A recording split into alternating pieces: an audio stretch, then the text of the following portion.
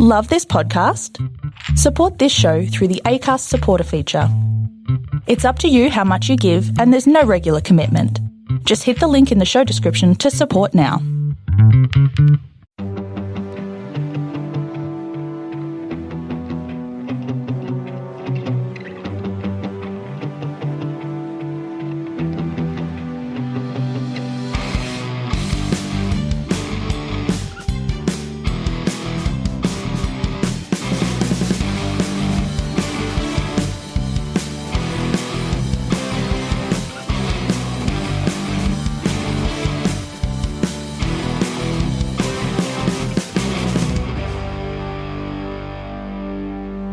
Hi everyone, and welcome to the Cognitive Recalibration podcast. As always, I'm your host Shravan. We do have Taran with us, so it's the return of Taran to the podcast back after a week off. Why was I not here last week? I was busy. I couldn't come. Yeah, I think that was your excuse. It was a vague. It was very vague. Yeah, I had something on that day. I think you guys were recording and I was out. Yes. Yeah. You did have COVID before that, though. I did, but this was post-COVID. Yeah. Anyway, so we are continuing our Lord of the Rings reviews, and we're here at the end now. We're at Return of the King. So we've got Bhaskar returning. He was in both of the previous episodes. Welcome, Bhaskar. Hi, everyone. Great to be back. And we've got Bhargav returning. So he was in our Fellowship episode. He also took a break for the Two Towers, but he's back for this one. Hello. All right, so we'll do a bit of background. I actually have a bit about... We didn't talk too much about the box office of these movies, so I've got some stats about the whole trilogy. And then we'll do non-spoilers in case someone still hasn't seen this movie. We'll keep it pretty brief. And then, like we did last time, we'll do spoilers. So background-wise, so this came out in 2003. And box office-wise, what do you think it did? So we did Fellowship was close to 900 million. Yeah, so last time I think we might have actually said Two Towers did less than Fellowship, but it was the other way around. So Fellowship did 897 million. Yeah. Two Towers did 947 million. But this one, it did 1.1 billion. Nice. Which obviously is the highest of the trilogy. And at that time, it was one of the highest grossing movies ever. Mm-hmm. And I think it was like the fifth movie to get to $1 billion ever. So that there hadn't been that many movies before this that actually got there. In terms of the total trilogy, so budget-wise, total trilogy was 281 million.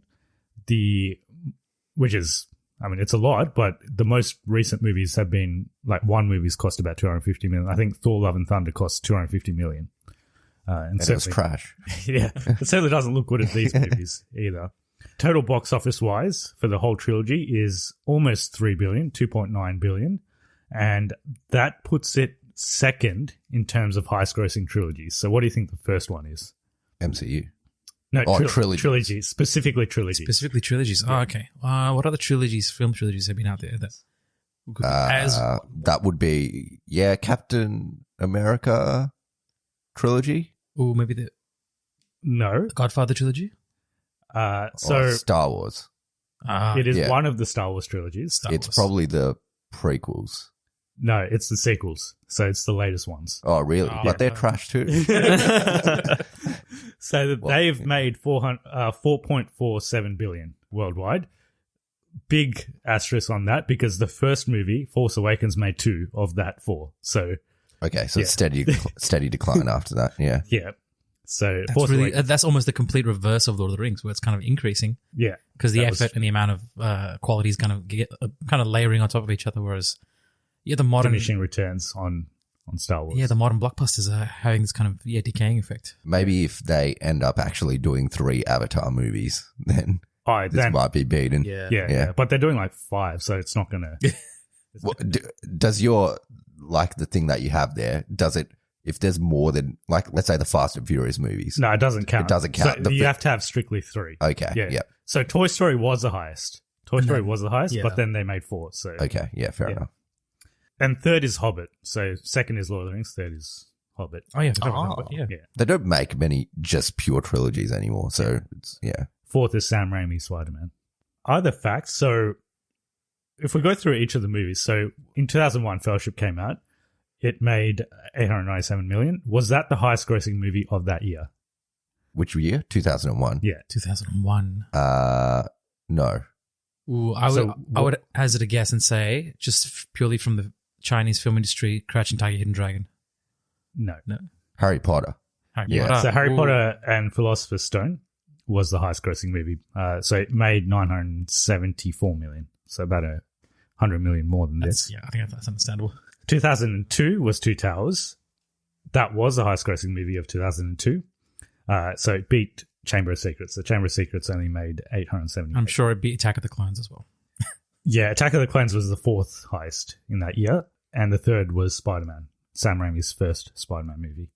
2003, that's when we get to Return the King. It was the highest grossing movie of that year by quite a distance. The second was Finding Nemo with 871. Gosh, those 4 or 5 years, like from 2000 onwards, straight bangers, like full of great movies. Yeah. Then you got the Pirates trilogy as well. It was just like, Yeah, so the first Pirates movie came out in 2003 as well. yep. And that was the fourth highest of that year. Also, you got Matrix Reloaded, Matrix Matrix Revolutions. Reloaded was the third. Yeah. Yep. Batman and Robin, obviously sixth. That was 1999. 7, I think. 1997. Okay, yeah. Yeah. But straight banger. Yeah. Obviously, number one, 1996. It was still running. That's how much of a banger it was. Yeah. And looking at 2001, actually, so Harry Potter was the highest. Fellowship was the second. Monsters, Inc. came out in Ooh, 2001. yes, amazing. And then Shrek, the first Shrek, came out in Yep. 2001. That was like CG explosion, actually. Yeah. People love the first Shrek still. It's like a The first Cult, Shrek is good. Yeah. The first Shrek is actually Shrek quite 2 is good as well. Yeah. I like, yeah. Yeah. Shrek 3 is a bit of a downturn. Yeah. Yeah, a bit suspect. And Yeah. then Puss in Boots is... Shrek 4 is not good. Yeah. And then the Christmas special is just I haven't seen that I'm one. pretty sure there's a fifth Shrek as well. Is there a fifth one? Shrek the Fifth. Yeah. is that? Shrek Never After or whatever it was. I thought that was the fourth That was the one. fourth one. Yeah. Which was the one where he goes into an alternate dimension? That's the fourth one, I think. Yeah, with Rumpelstiltskin. Yeah. Right. That's the fourth one. Shrek and then there's Forever like After. and then there's a Christmas. And there's Thingy. Puss in Boots spin-off. Puss in Boots was Puss in alright. Boots. I didn't yeah. like Puss in Boots. They're making a second one for that. I think. Yeah. They are, yeah. That's that was alright. probably a lesson in when to end a series. Yeah. This probably should be learned there. Looks like we need to do an episode on Shrek at some stage. Coming back to Return of the King. So the runtime theatrical was 201 minutes, which in itself is a very long movie. Gosh, 3 hours and 21 minutes. Yeah, Yeah. that's nuts for theatrical. Extended edition, as we found out last week, was very, very long. So 252 minutes.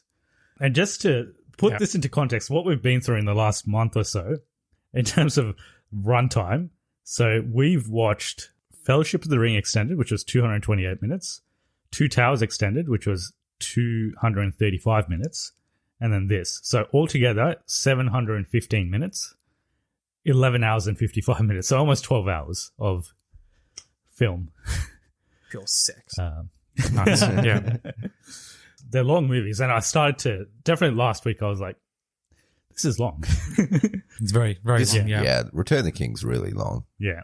There's a lot in there, to be fair, but it's, If you haven't seen it before, probably just watch the theatrical version, to be honest.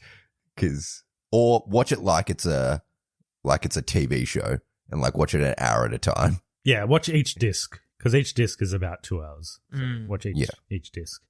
And we haven't talked about the awards that this movie, or this trilogy, has won.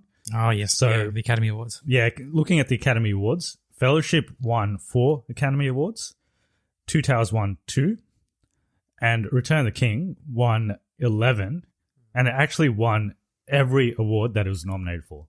Yep.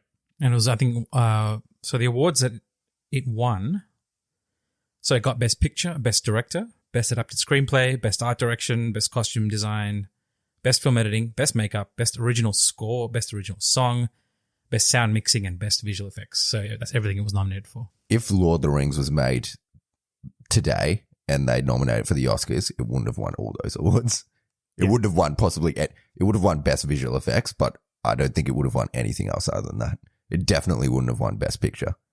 Yeah, it was an interesting time. Like They used to probably- actually give awards to movies that people watched, but it's now gone away from that. I don't know if they used to. I think this is the only circumstance where a movie was extremely popular and it won Best Picture. I do remember like actually watching the Academy Awards in 2004 and living through the hype of Return of the King. I initially thought it was just like a small fandom that we were talking like kids in high school and that kind of stuff. But watching the awards ceremony, even before then, you look at like the worldwide premieres that were going around. We were actually in the US when this film came out. Or we were overseas, and by the time we watched it, we were in the US. And even there, it was actually quite the talk of the town. And people were like talking about, have you seen Lord of the Rings? You know, it's like everyone had to see the finishing. It was like the Cultural phenomenon. the film to be like the film that came renowned as the culmination or the best ending film. Yeah. And it's actually quite rare to say that a film is renowned to have a good ending. Because nowadays, that's few and far between. Really hard to get. But like big movies that have come after that there's been lots of hype about, like even Avatar, which Didn't win. highest grossing film of all time, Didn't win. didn't win. Famously. Avengers- It was nominated though, but didn't win. Avengers Endgame didn't even get nominated, Yeah. I don't think. No. Which is also the So biggest Black movie. Panther did get nominated? Yeah, so that had a huge push, but didn't win it. So I don't think they give Oscars to these kind of movies anymore. Yeah. It would be more, which is fair enough. They cater to a different crowd. It's like, Yeah. yeah, And I think like the comic book and superhero adaptations today probably are being considered by the Academy the same way that fantasy would have been considered before Lord of the Rings came into the picture. Because fantasy was never considered ever for Academy Award nominations. It was just considered like, oh, okay, it's fun to make these films and show, the audience will be children or something. But I think the Academy doesn't necessarily represent the zeitgeist of film goers. It's more so a group of, you could say, film movie stalwarts that work in the industry. But also, at the time, Fellowship only had won one Academy Award for Best Visual Effects, I believe, in 2001. Like, only won one or two. It won four. won four, but they're all like cinematography, makeup, original score, and visual effects. Right. And Two Towers was similar. It didn't necessarily Only one, two. sweep everything. It was like Return of the King kind of represented the whole trilogy. I think they gave it to Return of the King. It's like, it's not necessarily like, Just this for is this the best movie. movie. Yeah. This is for the trilogy. It's an accomplishment across the three. Couple more stats. So it's the second highest grossing movie to win Best Picture. What's the first? For inflation or No, this is unadjusted, but adjusted would be the same. It'd be the same even if it was adjusted. So Titanic is the highest grossing Best Picture winner, so 2.2 billion. That's unadjusted as well for inflation. That's so ridiculous. So that obviously did. Gone with the Wind win an Oscar? I thought that's the highest grossing film with adjusted. With adjusted. I'm not sure if it won Best Picture. Maybe it did. So it would be that would obviously be at the top then.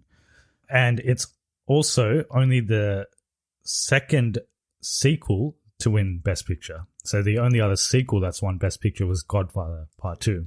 That's nuts. And I think the only other, when Lord of the Rings won all 11 Academy Awards, I think it is one of three that have won 11 awards. I think it's Ben-Hur and Titanic. And both of those were clean sweep as well. So they won all the awards. Yeah. Wow. Nominated for. It's great to have that in. I don't think anything's beaten that, right? No, I don't think anything.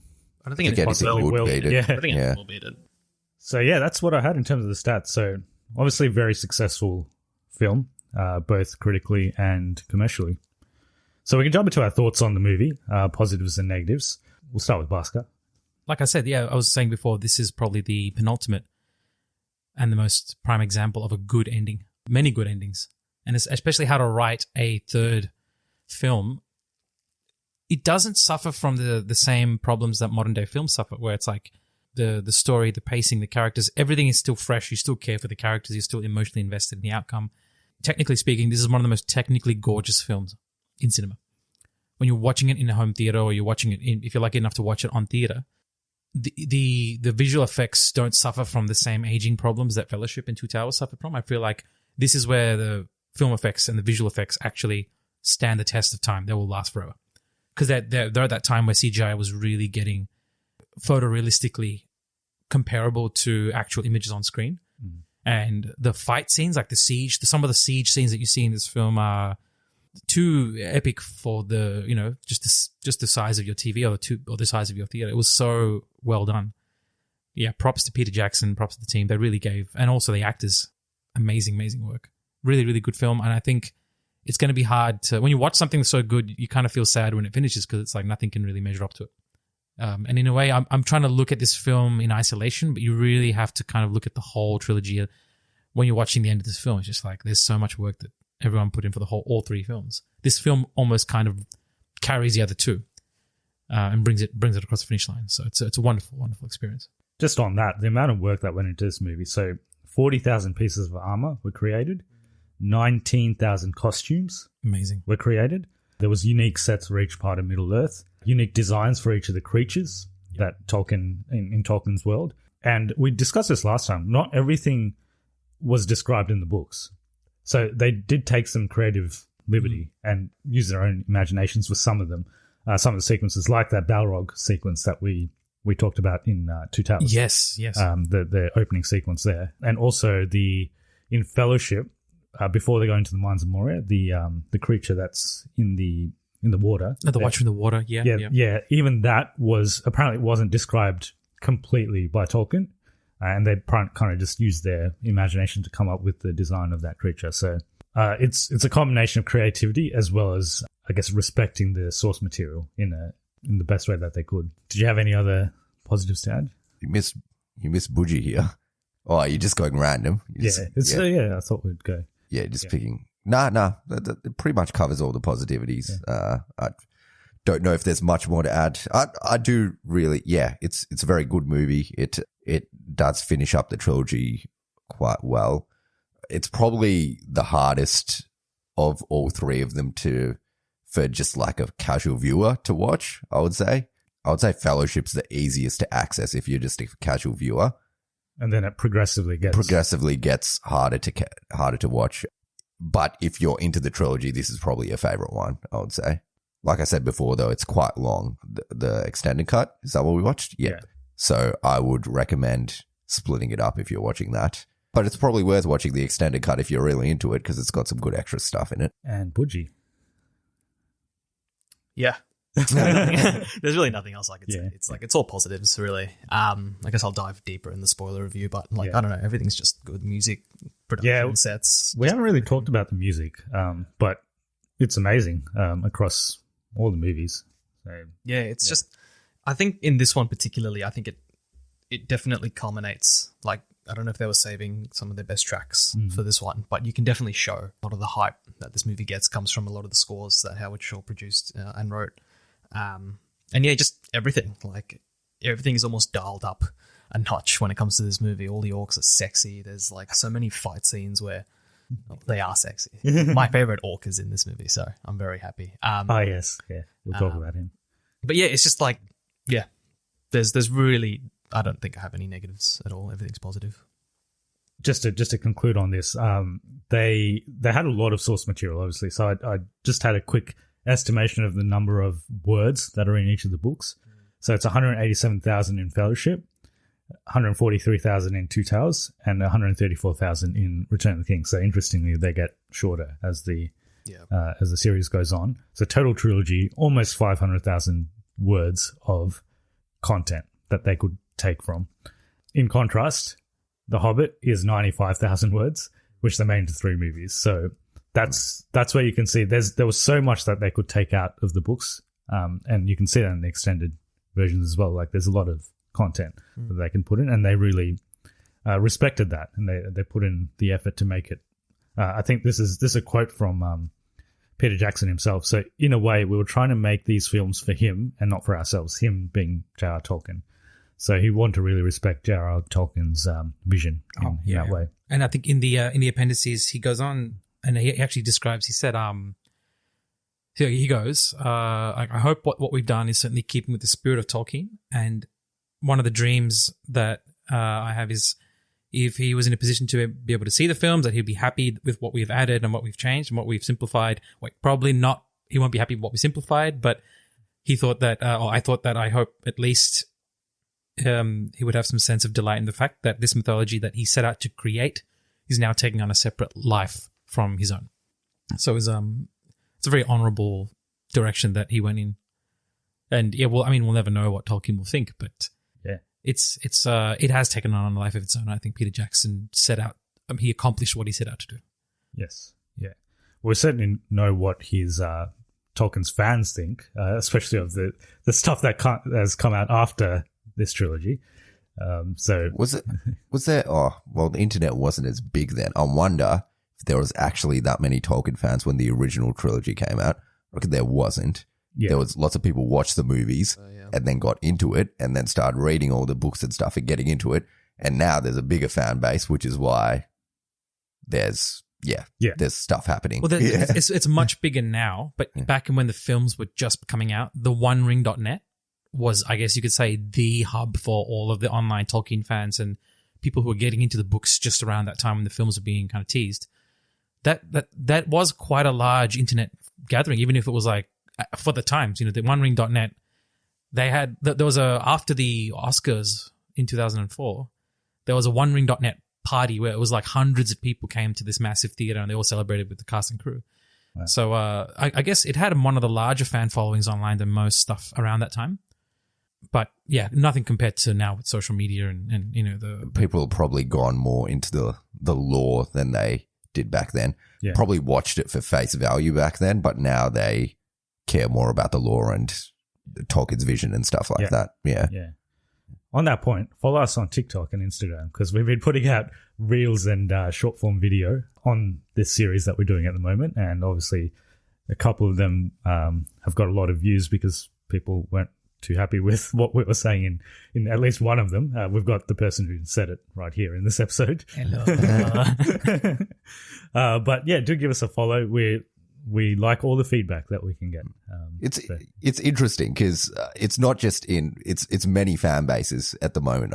I would say like MCU, Star Wars, there's lots of stuff going on, DC and Lord of the Rings. So with all the fan bases, I guess when they initially start off, there's a lot of freedom for the people that write it and to make it to do whatever they want because no one cares about the fan base. So they can do what they want. They can make some changes. Like original Iron Man is not what Iron Man was in the comics at the time, but no one cared when that came out. But DC, Batman's such a huge character that whenever they stray from what he is in the comics, people go crazy over it. Yeah. So I guess the more popular something gets, the more angry people get when stuff doesn't happen how they want it to happen, essentially. Yeah. Yeah. And when something is executed well, if it's re-executed, not in the same way, then people get angry. Like with Batman, like the Christopher Nolan films are considered so like basically like the foundation for what Batman is for so many. That strays from that is just, Yeah. And similar for this as well, like Lord of the Rings, and then you got Star Wars as well. Wars, yeah.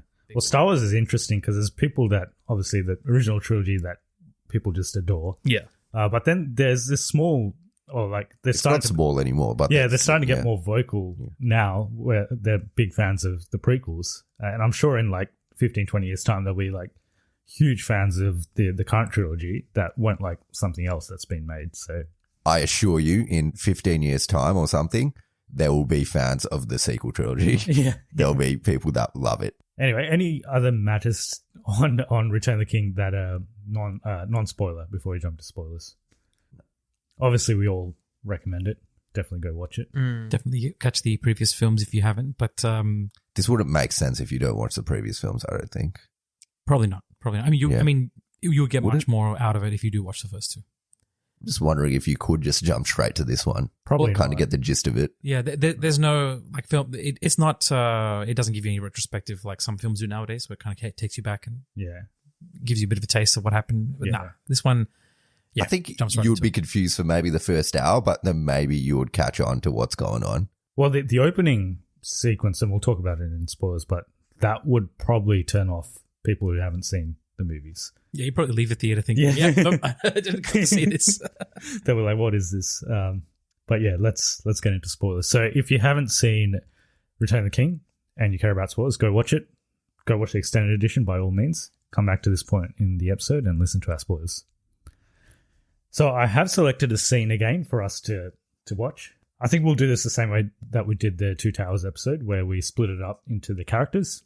So the groupings that I've got are Gandalf and Pippin, Aragorn, Gimli, Legolas, the trio, and then Frodo and Sam. And I've said others, but we can discuss like Merry and Eowyn and who else we want to discuss in that section. So we'll start actually with Gandalf and Pippin. So I've got a scene that we can now watch. It's an extended scene, so it's not in the theatrical cut. Nice. And let's see what Gandalf has to say. All has turned to vain ambition. He would even use his grief as a cloak. 1,000 years this city has stood. Now, at the whim of a madman, it will fall. And the white tree, the tree of the king, will never bloom again. Why are they still guarding it? They guard it because they have hope. A faint and fading hope that one day it will flower.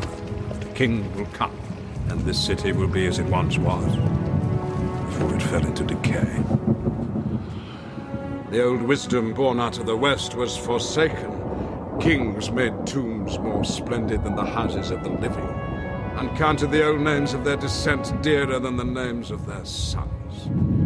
Childless lords sat in aged halls, musing on heraldry, or in high cold towers asking questions of the stars. And so the people of Gondor fell into ruin. The line of kings failed. The white tree withered. The rule of Gondor was given over to lesser men.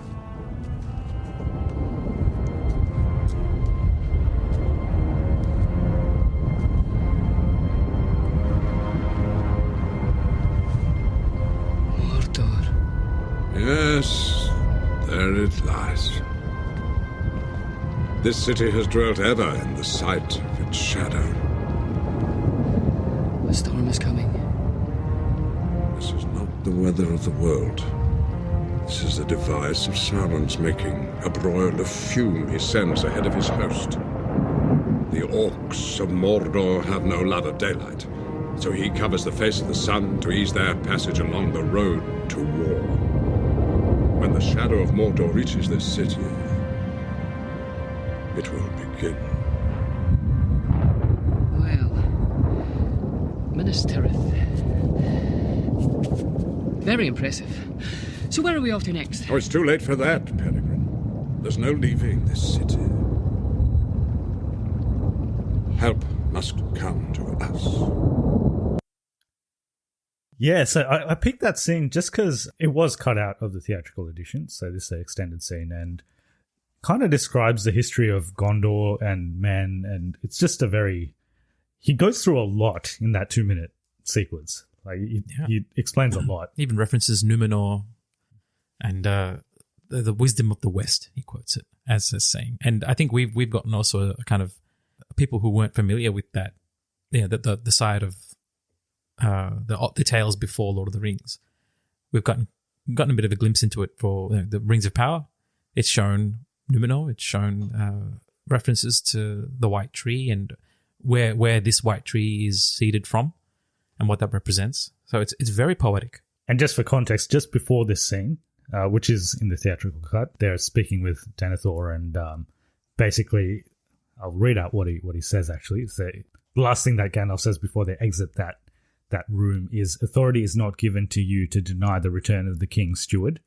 And then Denethor is, "The rule of Gondor is mine and no others." They introduce Denethor as, and we were just discussing this before, Denethor in the books is not exactly like he's in the movies. In the movies, there's almost no redeeming characteristics to Denethor. Yeah, he's very... How is he different in the book? He's different in the sense that he doesn't go into that whole bereavement of hope thing, like the whole psychological breakdown, until Faramir supposedly dies and the orcs are at the doors of Minas Tirith. In the books, even before Gandalf and Pippin arrive, he's lit the beacons, he's sent out the red arrows to call for aid from the provinces of Gondor and for Theoden to come help. He's, like, it describes how he's sent the women and children of Gondor away to safety. He sends out rangers behind enemy lines to gather intel and to disturb all their activities. He organizes the defenses. He's actually a better bloke. He's a much better bloke. He definitely is a little paranoid, a little bit. It explains how he does use the Palantir to see what Sauron's up to, and he doesn't get. He's a pretty strong man. Like, he doesn't get twisted by what Sauron would normally do, which is kind of what happened to Saruman. Like, in the movies, they kind of show this, like how he gets like influenced slowly. But what Sauron does do is that through the Palantir, it's kind of hinted that he exaggerates how big his own forces are. And in seeing all this, over time, Denethor kind of goes into this whole, we have no chance of winning this battle kind of thing. So none of that is in the movies, obviously. Yeah. And I think the way they justified it was that in the books, Denethor being that character means that Faramir and Pippin kind of take a backseat in this whole saga, whereas in the movies, they wanted to give Faramir, Pippin, and Gandalf, I guess, more character to do the stuff that Denethor won't. So it's a bit of a character assassination, but at the same time, it's nothing crazy. In what Gandalf and Pippin was saying, or Gandalf was saying to Pippin about the decay of the line of Numenor, or the decay of the line of men, it's, I think in the movies, it's represented in the persona of Denethor, in bringing about the despair of the people. Like, you don't see the streets people or the general civil, society having that kind of gloom and doom in general. So there had to be a way to portray that. So I think that choice was a good one, to kind of put that person on a pedestal, keep them away from the leadership of king. There's no one sitting in the throne, obviously, but he's trying to do his best and he's failing, and he doesn't have much hope to begin with. But yeah, like Bhargav said, the depiction of Denethor in the books is it's different for a different purpose, I believe. It's that Denethor was such a strong-willed person that Sauron could corrupt even him and get him to fall into despair. That's the power of Sauron, So that's it was a very interesting line on. Well, you have this decaying city of men.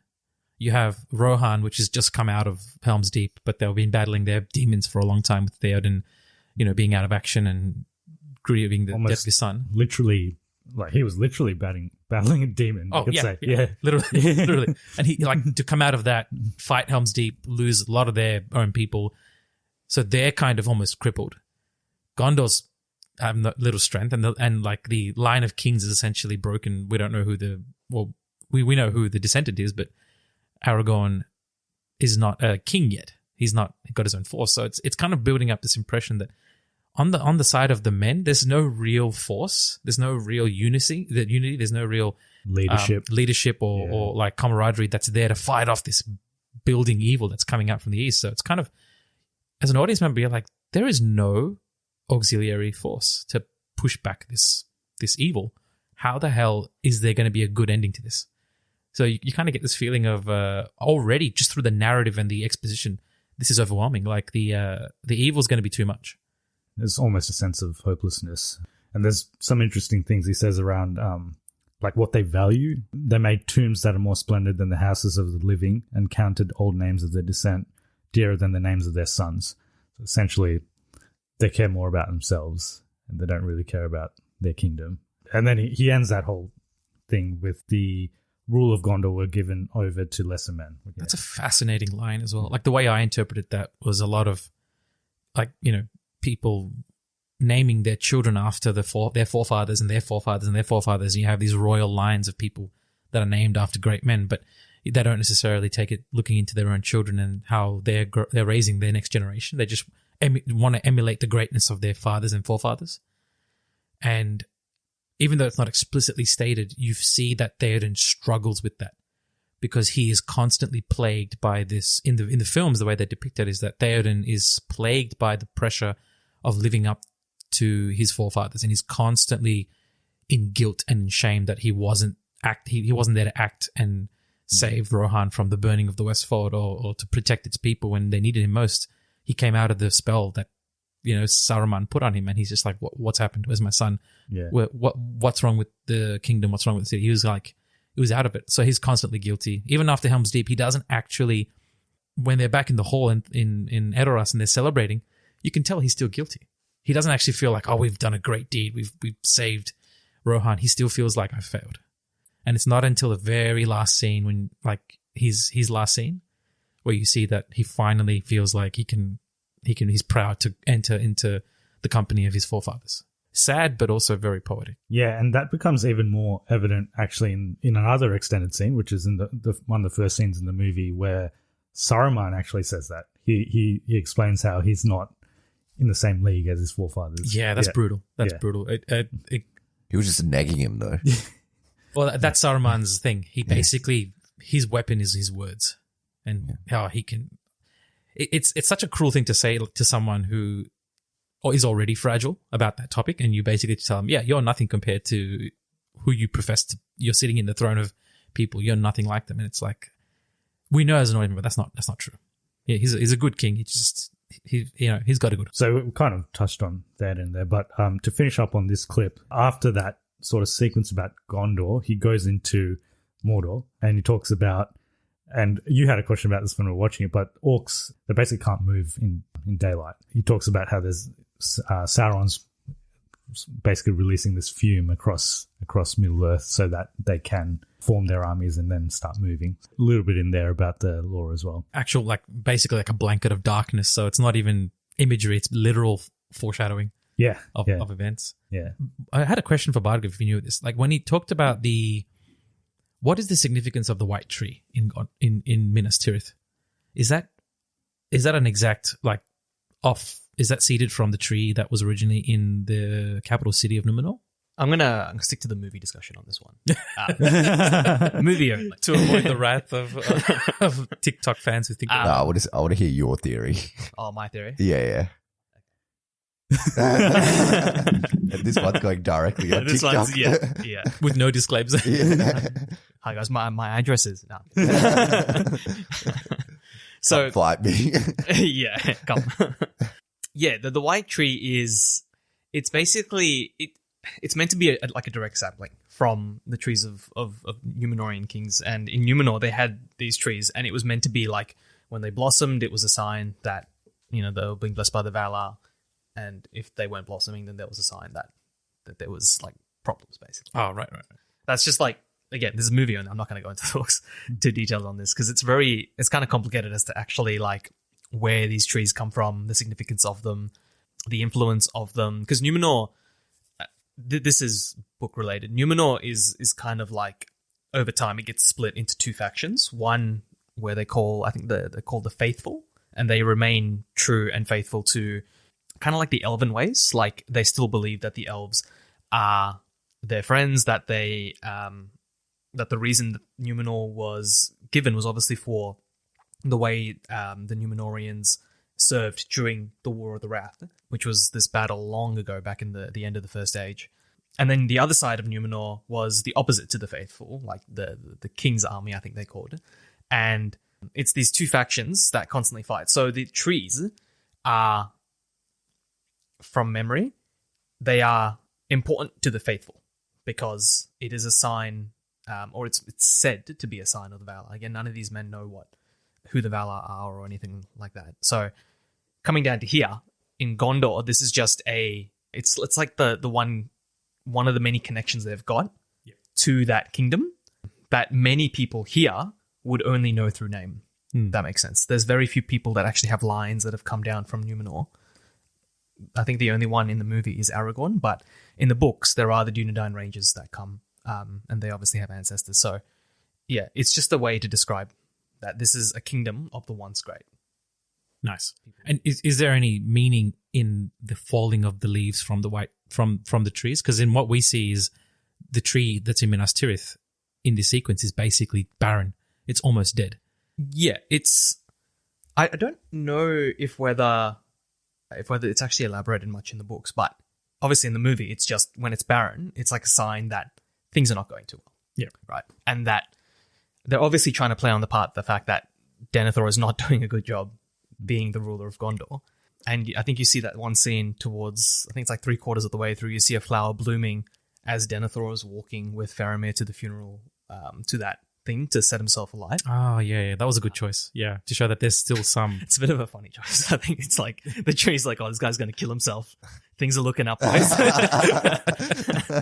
it's it's just to show that, when things are good, then it's the blessing of the Valar. Very interesting. Yeah. And very relevant. I'm sure we'll come back to this point when we talk about Rings of Power because yes, yeah, they also went into that as well. The the depiction of Numenor and the tree and all that. It had a lot of symbolism behind that. Yeah. Bhargava's not happy with Rings of Power, obviously. Yeah, somehow I think our discussion on Rings of Power is not going to be as as cordial as this. It might be a bit more. I still haven't seen it, so Yeah. I'm not sure. I'm not sure which side of the fence I sit on. Very lucky. It's divisive. I know people do like it. Who? I'll give you their addresses, Yeah, we'll say that. their for, TikTok accounts. we'll say that for next week when we discuss that. So, anything else on Gandalf and Pippin? So, obviously, Pippin, before this sequence, he basically like says he's going to be The Citadel Guard. guard. Yeah, it's when he basically pledges his service to Pledges his Denethor services. Yep. out of guilt for Boromir's death. But I love their dynamic. It was a very interesting choice to pair Gandalf and Pippin. If you go back to Fellowship, they've always had a very love-hate relationship kind of thing where Pippin's always annoying Gandalf, doing things that are considered, Mine's of Moria, where he. Oh, Moria was. I was going to say that's where it's kind of like really, literally dangerous. Like almost, you could say Pippin was the cause of the Gandalf's death. Almost, I've seen some memes. It's basically like Pippin gets mage kill experience, but no, that's brutal. And then coming up to this, where they're rekindling their relationship, and that scene, like we're basically sitting out talking about war and the quiet before war, and they're always looking after each other. It's a really nice, like paternal / friendship. And they have a really nice dialogue afterwards when they're getting invaded, and they talk about this is not the end. There's more. Or Gandalf's basically describing it to Pippin at that stage, because Pippin's like, "Oh, is this how it ends?" Essentially. Yeah, that's a really interesting scene because Gandalf's describing death. I mean, he's describing going into Valinor, but he's describing death in that very poetic way. And did you know the original line of dialogue that Gandalf is saying is actually spoken by Frodo? Is experienced by Frodo when he's sailing into the West for the last time. And that's it's actually it's a small snippet of the original quote, and what the book quotes is this. He says, "And the ship went out into the high sea and passed on into the mist until at last, on a night of rain, Frodo smelled a sweet fragrance on the air and heard the sound of singing that came over the water. And then it seemed to him that, as in his green in the house of Bombadil, Tom Bombadil's house, the great curtain turned to silver glass and was rolled back, and he beheld the white shores and beyond them a far green country under a swift sunrise." So yeah, that is one of the only depictions we have of someone entering Valinor for the first time. So that's what Gandalf's speaking about. It's a beautiful scene in the movie because you hear the theme of Into the West for the first time. Very emotional theme. And I did want to talk about Pippin's song because it comes at a very important part in the movie where Faramir is going into battle. And I just thought, the imagery, because they showed Denethor like eating and not eating like very grossly, like it's like munching on all these berries and stuff. And then you see the battle, like it's interspersed between the battle, and then basically it's kind of a visual foreshadowing that Faramir is critically injured in this case, or he thinks he's dead, but you just see like the berry, or I think it's a tomato or something like dripped down. It's like blood. It's like it's red essentially. So you see it on his chin. Well, I remember that scene being a lot longer than it was for some reason. Like I remember that song being long. Yeah, but it's not long at all. It's like 30 seconds in the movie, but it feels longer for some reason. Yeah, I think it's because when Faramir is riding out with the final guard, and mind you, this is after they've retreated from Osgiliath. They come back, they're like, it's overrun, it's filled with, literally like Nazgul and orcs and everything. We can't go back. And Denethor's like, you're going to go back. He's sending Faramir to his death, essentially. And that whole scene of him riding through Minas Tirith and everyone throwing flowers on the ground before them is so sad. Him charging out, sending them to their death. Essentially, basically, it's a suicide run. That final charge is a suicide run, and it was shot so beautifully. Like one shot where you see them approaching Osgiliath, all the orcs are like, the hell is going on? These guys are coming back, and just that shot of all of the horsemen from Gondor just marching up, and you see Minas Tirith in the background. It's the perfect imagery of like, this is what it's meant by like the hubris of this king or this steward who's sacrificing the children for what? For honor? He's sacrificing his own son, literally. That whole sequence is really interesting. There's no sound coming out of the actual battle. The soldiers of the battle. You just hear like the swords being drawn, the horses charging, and you hear the arrows being shot. You don't hear the screams, the shouts, the yells. And Billy Boyd who plays Pippin, yeah, his voice is amazing.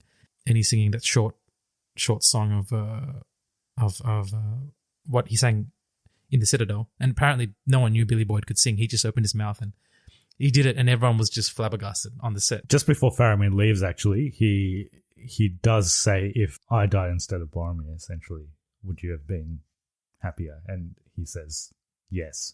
Oh, it's brutal. And that's basically what so pushes brutal. Faramir to like, there's no point in me living anyway. If my father doesn't even care. So that's what pushes him to run into that battle. Yeah, it just makes the previous scenes with him where he's talking about Boromir or talking about his father even more tragic, because all he wants is that approval from his father. He's always been seen as second, not as worthy, not as good. And, he tries his best. And even after that, his father's like, I wish you were the one who died and Boromir had lived.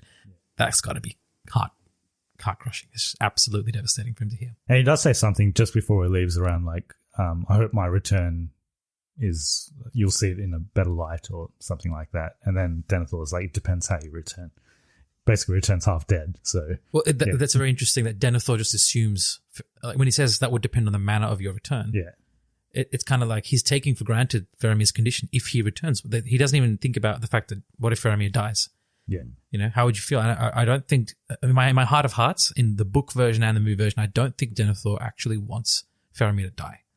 I just think he's still trying to punish Faramir for something, that he's got some sort of a revenge thing against him, and he's always on that line of, I still feel he's just angry that Boromir died, and he's just taking it out on everyone, at least in the movie version. He does have a realization just before his own death where he sees Faramir, he's in the fire, and he sees Faramir just out of the fire, and Faramir's waking up. And then he's like, oh, my son. And he realizes all the mistakes that he's made at that stage, just like seconds before he actually dies. Yeah, literally on the funeral pyre as he's dying. Yeah. And then he lights on fire and runs off. And you guys were saying that it's not like a straight run out. He has to like go down some stairs and yeah.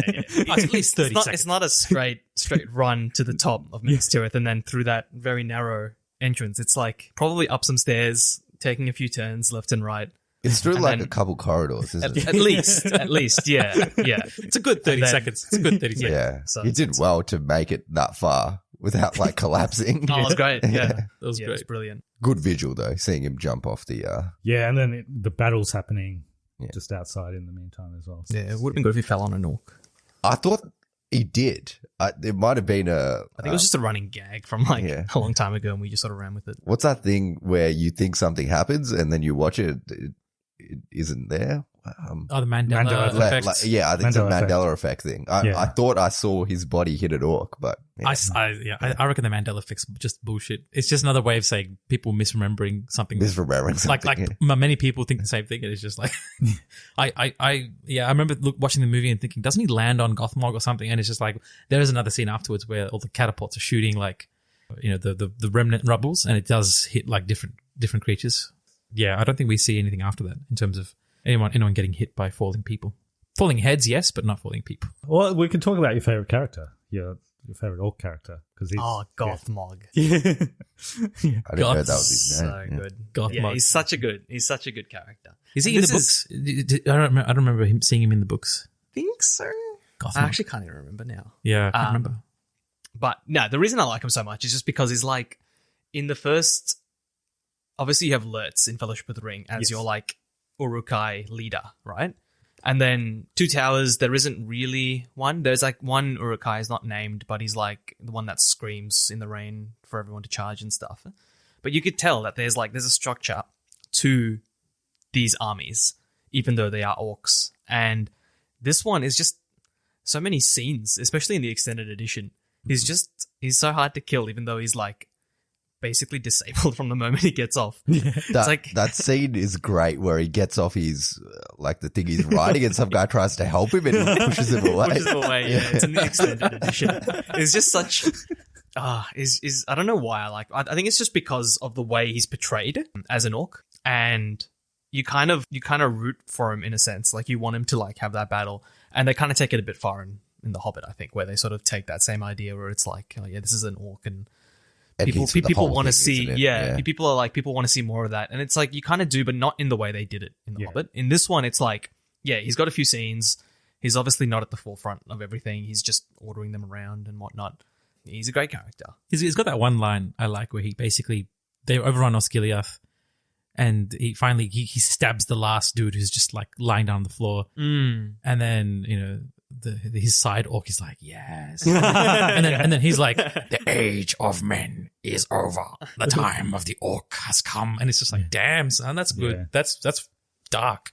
It's like, it's really, and that's around the same time that like everything's going to shit in Minas Tirith, where like, you know, leadership doesn't know what to do.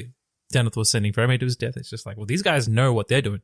They're all unified. They all have a cause. They obviously have a leader who's willing to do stuff. Absolutely. Yeah. And they don't discriminate, you know. Half his body doesn't work, but he's still the captain, so you can say they know how to. He's got the brain. He's got the war tactics. Yeah. He's saying he's an affirmative hire. I'm saying the dark forces of Sauron are, you know, believe in diverse hiring. You think he got the job for diversity? He doesn't deserve it. They employ trolls, they employ orcs, they employ wizards. You know, they don't discriminate. And spiders, they get everyone, man. Yeah. Good guy Sauron. They got those elephant things. What are those? Oliphant. Oh yeah, Mumakil. Yeah. Sauron created thousands of jobs, makes pathways for they've got those guys on the boat. They've got men as well. Corsairs. Yeah. They've got all sorts of guys going around. Yeah. They're probably more. They're definitely more diverse. They're more diverse. Yeah. 100%. Maybe we should be rooting for them. I think this might be a good time to talk about Aragorn, Legolas and Gimli, because they come to the battle. Because they hate diversity. They're the opposite. They hate women. Actually, no, they're pretty diverse. It's like man, elf, and dwarf. Yeah. And they're essentially like the first example we get of like, people who should be fighting against each other. Like men and elves were basically enemies for many, not enemies, but they were fighting against each other for a long time. Yeah. And then you got elves and dwarves, and they recruit some dead guys. So Oh, that's true. The living impaired. That's the one thing that we realized after that, but which is funny, is they agree, but not before they try and kill them. Yeah. They try and kill them and then they somehow escape. Yeah. It's like, oh yeah, we should do this probably. Yeah. Essentially just try to bury them in the mountain. Yeah. Then after they escape with the teeth of their lives, he's like, we will fight. It's like, the hell did you try and kill us for then? Yeah. This is obviously the extended edition. Does that not happen in the... Nah, in the theatrical, he basically says, fight for me and I'll release you. What say you? And that's the end. Oh, yeah, and so you never get his answer. Oh, so you don't get... I think it's almost better that way, because it's a surprise when they jump off the ship and you see them come through then. Yeah, true. But you don't see them... You don't see any interaction with the ships, though, in the theatrical. The Umbar, It's literally like... He literally says, what say you? And the next time you see Aragorn, he's jumping off the ship. So you have to, you just assume that he took over some ship somewhere. I do almost like that better, though. That's fair. Yeah. It's probably one of the changes that I would take away. Yeah, it's definitely a bit pointless trying to kill them and then watching them survive. I thought that was funny, but I think the surprise of seeing them come off the ship not knowing that they were there would have been good. Yeah. I do like the part where they come in the ship because they're expecting pirates. Yeah. There's just an empty ship with these three guys. They're expecting Jack Sparrow and Orlando Bloom, but a different one. Yes. Same year as well. Yeah. So it could be. There is a nice cut of that orc going, get off your ship, you maggots, and like Jack Sparrow's on the ship on the crow's nest. That's funny. Yeah, but I like how they like slowly just sail in and then they jump out and they're like, what are these three guys doing here? And then you just see the sea of these dead guys just taking over. Does the dead army have an official name? Do they have like the Dimwalt Army of the Dead? Army of the Dead. Army of the Dead. Directed by Zack Snyder. Nah, it's just I don't think they actually have a real name. Yeah. They don't even take part in the Battle of Pelennor. They're also Oh, called the books are not in it. They're in it. They only take over the ships. Like they battle the Corsairs of Umbar, and then Aragorn releases them after that. Okay. And then- so he releases them even earlier in the books than he does in the movie. Yeah, but that's because in the books they're joined by the Rangers of the North. So like a bunch of Dunedain Rangers join them, and they're the ones who tell Aragorn you need to go and like it might be a good idea to go and get the army of the dead. And so they do, and the Rangers go with them, and then they take over the Corsair of Umbar, like the ships that those guys were on, and then he releases them there. Because that's also where there's like a stone. I forgot the name of the stone, but that's also where Isildur cursed them. That's where that whole thing started. Yeah. So, and that makes more sense because this is like, it's kind of like an immortal army it's basically a cheat code. Yeah. Pretty much. Which is why I felt like you released them too early in the movie. Like, Yeah. or you take them Yeah, through yeah. to Mordor. Yeah. Final battle. Yeah. Yeah. But it's My a cheat thinking code, was yeah. if he promised to release them and then he didn't, I don't think they would have followed his orders.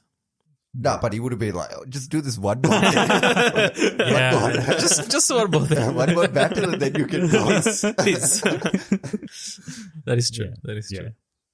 Hey, but even talking about Aragorn, Legolas, and Gimli, like even before the Parts of the Dead arc, they do have a nice bonding moment at Edoras. The early scenes of Return of the King, or after they save Merry and Pippin, and well, not they're already saved. After they meet up with them again, everyone goes back to Edoras. They have a nice, honoring the fallen.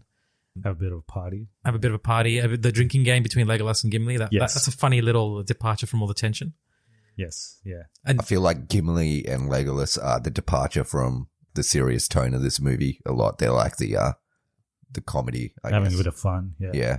Yeah. Yeah, absolutely. I mean, Legolas doesn't have, apart from the Pelennor Fields with the crazy action, they're good support characters. And Aragorn also has his nice moments with Eowyn in that early scene as well. And yeah, they all kind of Gandalf and Pippin bond. When Pippin and Merry are dancing and singing the Green Dragon song. That's nice. I love those moments. It's just party. Yeah.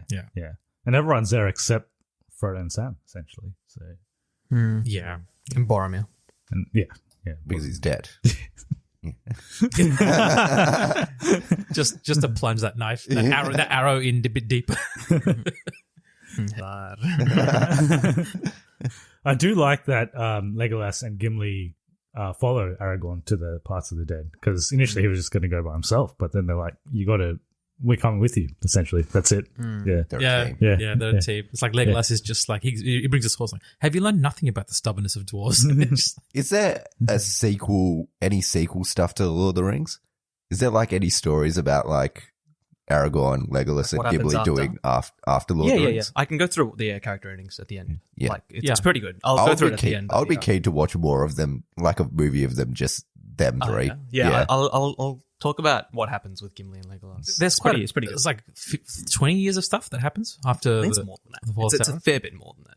Yeah. Yeah. And even after 100 years after the fall of Sauron, Tolkien actually wrote 3 separate versions of what he thought could be the next arc of Middle-earth in the Fourth Age. He obviously didn't pursue it because he knew when to end. He knew that probably best to end it, but he did write a kind of build-up story as to what the next shadow might be, or the next enemy might be, and the next people to take the lead. But yeah, what happens to Aragorn, Legolas, and Gimli is really, it's nice. It's heartwarming. Obviously, Aragorn is probably the main character. He is the king, so he's in the title. So he has a lot of footage in this movie after the Parts of the Dead, and then obviously he starts sort of becoming king towards the end of the movie, and then he actually gets He says crowned. that speech that Does the everyone loves. speech, he does a speech, which is become a meme now. But It is, it's like, it's not today. A lot of people use it for like assignments and stuff. They're like, oh, we got an assignment. Oh, but it is not this day. Yeah, it's like there's It's probably like a top 3 Lord of the Rings meme. The Boromir one's number 1. which one? The one on where You you don't Does not simply. Oh, that one. Yeah. yeah. Yeah. You don't simply walk into more. Yeah. Yeah. It's probably second, actually. This is the one that people use a lot. I Yeah. think so. Yeah. There's a couple of Gollum ones that Yeah. A fair few Gollum ones, yeah. Lord of the Rings meme review. It's quite a lot. Yeah. But yeah, I really like his arc, especially at the end where he's basically, this is also a extended scene actually, with the mouth of Sauron. We watched this with my wife. Oh actually. yeah, because he doesn't fight him in the other one, doesn't he? You don't even see him. You don't even see him. Yeah, you don't even see him. But that seems funny, isn't it? Because he just comes out and he rails him. Yeah. Essentially, like, we were watching it last week. I never thought it was like funny when I've seen this scene before. I'm like, oh, it's an important scene. Like, he's saying some important stuff. But my wife found it like hilarious that this guy. Isn't it funny? The guy comes out and talks a huge game, and then Aragorn absolutely destroys him. He just cuts his head off. Yeah. Just like walks next to him, he cuts his head off. Essentially. But like, I think the close up of his teeth, I think people just, maybe that's why they cut it out. They're like, maybe this is just a little bit too weird for some people.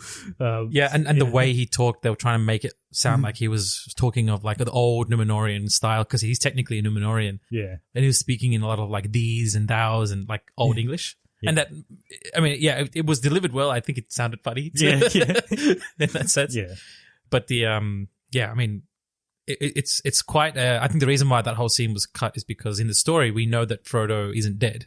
Yes. We know that he was stabbed by Shelob. He was taken to the Tower of Cirith Ungol, and Sam eventually finds him. And we see the last time we see Frodo in the film, he's in the Tower of Cirith Ungol, and the orcs have taken his clothes, but he's still alive. And then it comes down to this Black Gate scene, and then the mouth is trying to say, "Here's the mithril shirt from your friend. He's dead." And everyone, and the extended scene is Gandalf, Pippin, Merry, and Aragorn are like kind of shell shocked, like, "Oh crap, Frodo's dead." But we know, the audience knows he's not dead, so there was no reason for that scene to once again build on that false emotion. So they cut it. And I think that was a wise choice. It was nice to see that they made a Mouth of Sauron. That scene is important also because Sauron doesn't know that Frodo has a ring. I don't think he knows that Frodo has a ring. No, he doesn't. Yeah. That's true. He would have more people at the thing if you use that. Yeah, he doesn't know. So like, actually, Sauron thinks Pippin has the ring because Pippin grabs the Palantir in Edoras. Yeah. And he sees Sauron. And that's one of the moments where it's like, Gandalf is like, all right, bad news. Sauron has looked into the mind of Pippin and they communicated through Palantir. Good news, Pippin doesn't know jack shit. It's just like, he didn't tell him anything, so Sauron's assuming that Pippin has the ring. That's why Gandalf takes him to Minas Tirith. And then Aragorn grabs the Palantir after the Battle of Minas Tirith. And then he kind of confronts Sauron. So Sauron thinks Aragorn's got the ring. And he's kind of distracted. So yeah, it kind of makes you think the whole Palantir is basically a device to misinform people or to kind of make them throw off their guesses and that kind of stuff. It's never actually used for anything foresightful or useful for any useful nature.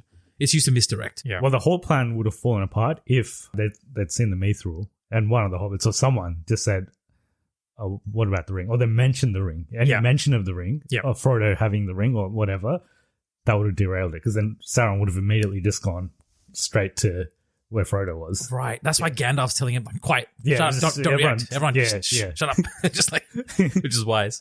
Yeah. Yeah. Because the whole thing was to divert his attention here so that Frodo could do his thing. Yeah. With the ring. Yeah. That is true. That whole, even the idea of just marching on the Black Gate, which is quite foolhardy if you think about it.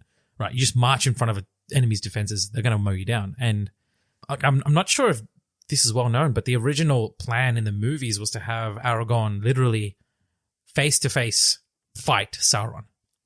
That was the plan. And they actually filmed it. They filmed Sauron in his armor and him fighting Aragorn, and Sauron's like 8 feet high. But I think Peter Jackson realized pretty quick that the whole heroism of Aragorn is not his direct heroism. It's that he took the attention away from Frodo and Sam, and he sacrificed himself to kind of draw the eye of Sauron. That's the heroism. So they rightfully so, they cut it out, that whole sequence with Sauron coming down and that whole blinding light sequence when the gates open and Sauron's looking through the gates and the light is kind of blinding everyone. That was meant to be the part where Sauron appears in his elvish form as Anatar and kind of basically beckons Aragorn to join his cause. But they cut that all out. And it was just, they kept the blinding light scene, but Aragorn turning back and then basically saying for Frodo before charging, that's one of the most powerful moments because it's like, it takes away the bravado, the machoism of like this leader and just says he's doing it for Frodo. He's doing it for the ultimate cause. And at that stage, this didn't hit me until I watched it this time, but I think he almost doesn't know. He believes that Frodo might actually be dead. Yeah, he doesn't know for sure. Yeah, I think he might think that Frodo is actually dead. So essentially, he's just running to his death. He's just like, this is the end anyway. Let's all die for Frodo. essentially. Yeah. And that's when the score just kind of peaks into this beautiful crescendo where he's just basically Aragorn's charging by himself alone, and then the first two people to follow is Merry and Pippin. Yeah, first to Merry Pippin, and That's then powerful. everyone, That's everyone so else. Surprising Merry and Pippin don't die during any of the battles. It's like, are people protecting them? Or are the orcs just really bad? I just think that they're so small. They're like kids on the battlefield. No one is actually high enough to hit them. Yeah, fair enough. And they're they're hobbits. Feel like they should have died. You feel like one of them should have died. Just if you look at the orcs and like they do kill a lot of people in the end. It's like these guys are not trained well. They probably should have died. I don't know if you guys agree. I Just don't. realistically, they probably I think should have died. I think from the book's point of view, Tolkien could not have brought himself to kill off one of the hobbits. because Yeah. He modeled the 4 hobbits after himself and his 3 closest friends in the war, and of which And then if two he of them killed actually- one of them, he would have had to kill them in real life as well. well, that's the thing. Oh, they were actually Two of them- dead. Oh, Dude, jeez. you have no idea what you're. I got real dark and it was actually darker. They basically all got drafted into the battle into World War One, and 2 of them died in battles. So Oh, no. one of them I actually feel wrote bad now. One of them actually wrote a letter back to Tolkien saying, "Listen, I'm going into the battlefield. I don't know if I'll come back, but please carry on my work and the stories we told each other." And the dude died, and Tolkien was all like forever bereaved by his death. So thank you, thank you, Darren, for That's making rough. that. I would have been better off not knowing that. Talking just behind him in the battlefield for Frodo. Does it himself. Make sure you put this in the TikTok, yeah. Yeah, this going straight to TikTok tonight. That This one's Darren not reckons that Tolkien should have killed off one of the hobbits. That one's not going to end well for me. That's funny. All right. Anything else on Aragorn, Legolas, and Gimli? Yeah, I just think the Aragorn's arc was beautiful. Yeah. Everything from him doubting that he even was worthy to like finally being king. And we didn't talk about when Elrond brings The sword, yeah. Narsil reforged into Anduril, which is a beautiful scene. It actually happens in the books in Fellowship when they leave the Rivendell Oh, for so the it first happens time. very early. Oh yeah, he He gets gets a sword really early. he gets Yeah. Anduril very early, but the symbolism of Elrond bringing it to him in Return of the King is a little bit like, well, Arwen is dying, and she's not going to make it if you don't defeat Sauron. He just drops that bomb on Aragorn. This is the films, by the way, not the books. He's got the pressure of being king. He's got the pressure of saving Arwen. He's got the pressure of saving the world. That's a lot of burden for one protagonist to carry, but he does it well. And yeah, I think everything that comes afterwards. It's just the push he needs. Because in the books, Aragorn is like, he's like angst to be king pretty much from the get-go. Yeah. In the movies, it's like, He's reluctant. he does the Jon Snow, I don't want it kind of thing. I heard in the books at some point he actually does openly say, you know what, I'm going to be king. At some point he's just like, Oh, no. like- From the books, there's no mention of him being hesitant towards it. Yeah. Like he's pretty, Yeah. he's pretty angsty to be king. Like There you go. Yeah, he yeah. wants to be Basically, it's just like, yeah. king. But here in the movies, it's like he needs that push. Elrond's just like, you just got to, as he said, put aside the ranger. Like, Just do it. just do it. Yeah. Yeah. Nike. Very, very, End of the podcast. That's Sponsorship for this week. and Yeah, Aragorn and it's- Arwen's scene is really well done as well. Their final meeting at his coronation, essentially. Oh, the Where they- makeout scene on the top. Yeah. Yeah. That's, I mean, it's nice. It's sexy. Yeah, sure, but that's why I paid the $14. of course. Yeah. That was, Well, you did mention her dress, which I never noticed either, but she was wearing a green dress. yeah, the makeup department had a real problem with getting that shade of green. So I was just like, I never even noticed. Fucking knows about the dress as well. He's gone deep into the scene. Knows all the lore. Knows all the lore about the dresses. Yeah, that's funny. Yeah, that was and of course that's the moment right before he goes to the hobbits. And I think if there was an MVP line in this movie, it's that when Frodo, Sam, Merry, and Pippin are like bowing towards the new king of Gondor. He's just like, my friends, you bow to no one, and then everyone bows to them. Tearjerker of a moment. So good. So I actually looked up. There's 5 endings for this movie. So it's one Is of that the, too many endings? No, it's pretty alright. It's alright. Yeah. It's all right. I think they all have their own. Like, you could technically end on any of them. Like, you could just cut on any of them. Yeah. But I think the one they do eventually end on probably makes sense. It's back in the Shire. It's where the movie started. So Yeah, it's just the last line of the actual book. So that's one thing that Peter Jackson really wanted to stick to, that the last line of the book should be the last line of the film. And he did that. Oh, the tree, as you mentioned before, the tree does blossom. Pretty Does. Oh, Looks yeah. good at the end. Not only Looks blossom, good. it's like overflowing, the petals are falling, and it's like rain. It's nice. It's like Melbourne in spring. Yeah, Oh, pretty with much, those- yeah. One thing I Yeah. forgot to mention were the names. So you were asking what the significance was.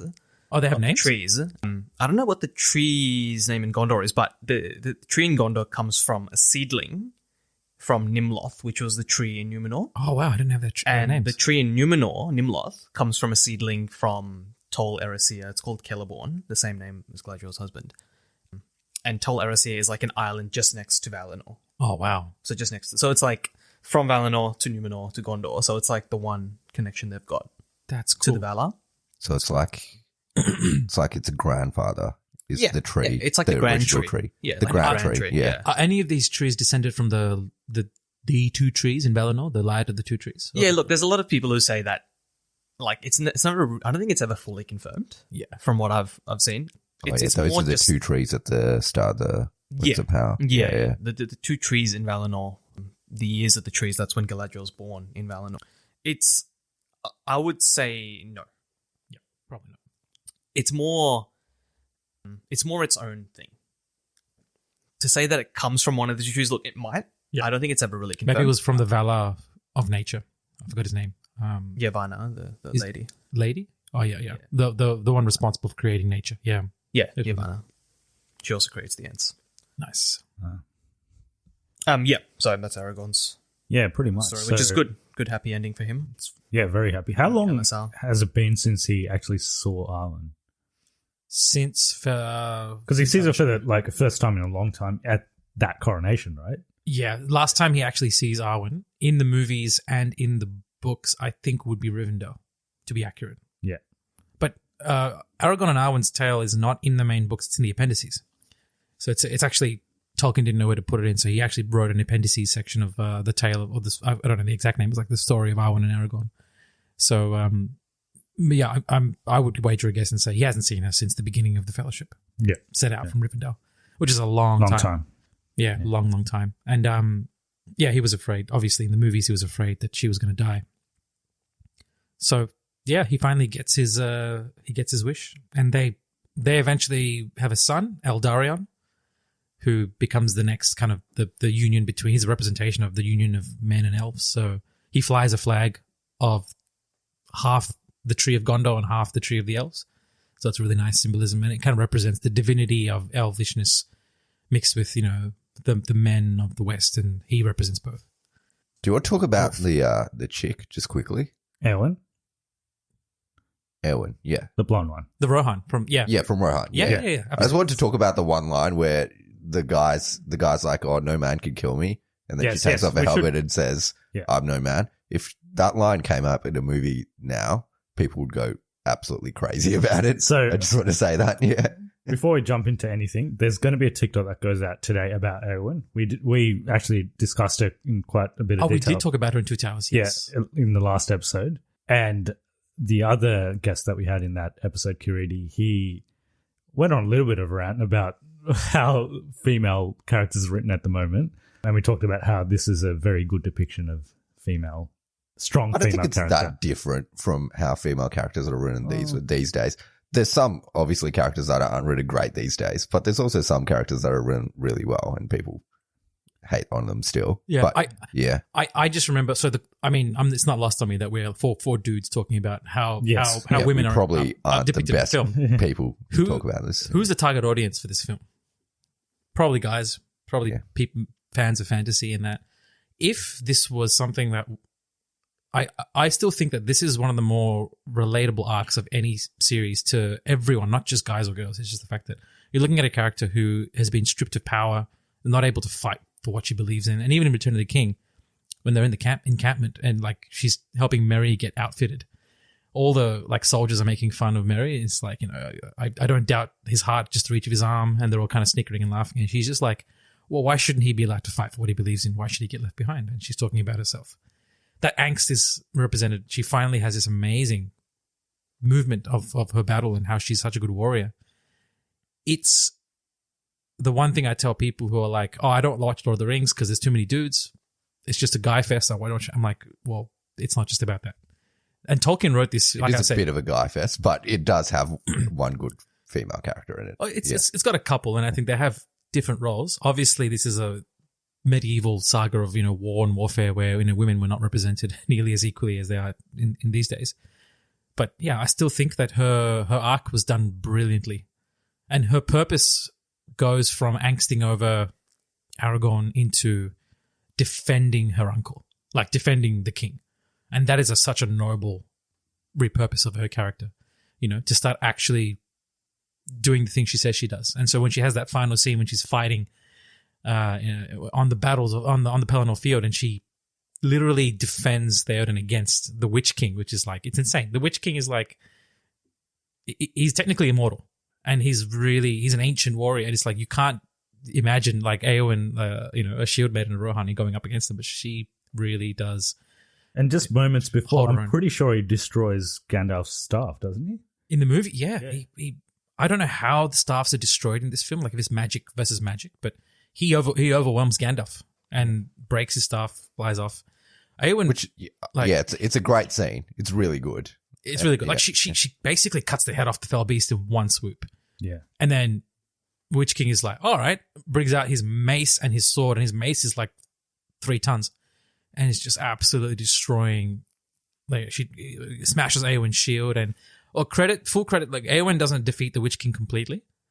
Merry actually comes in clutch. Like he's the reason why the Witch King is vulnerable. Stabs him in the leg. Stabs him in the leg with a blade that was given to him from the Barrow Downs. Yeah, which I mean that's the books. So in the I'm gonna say Going back. Do you have anything to add to that? Specifically about the sword. I want to hear more about it. So basically, in the books, Aragorn foresight or something? Yeah. Foresight? Yeah. Idiot came up with that theory.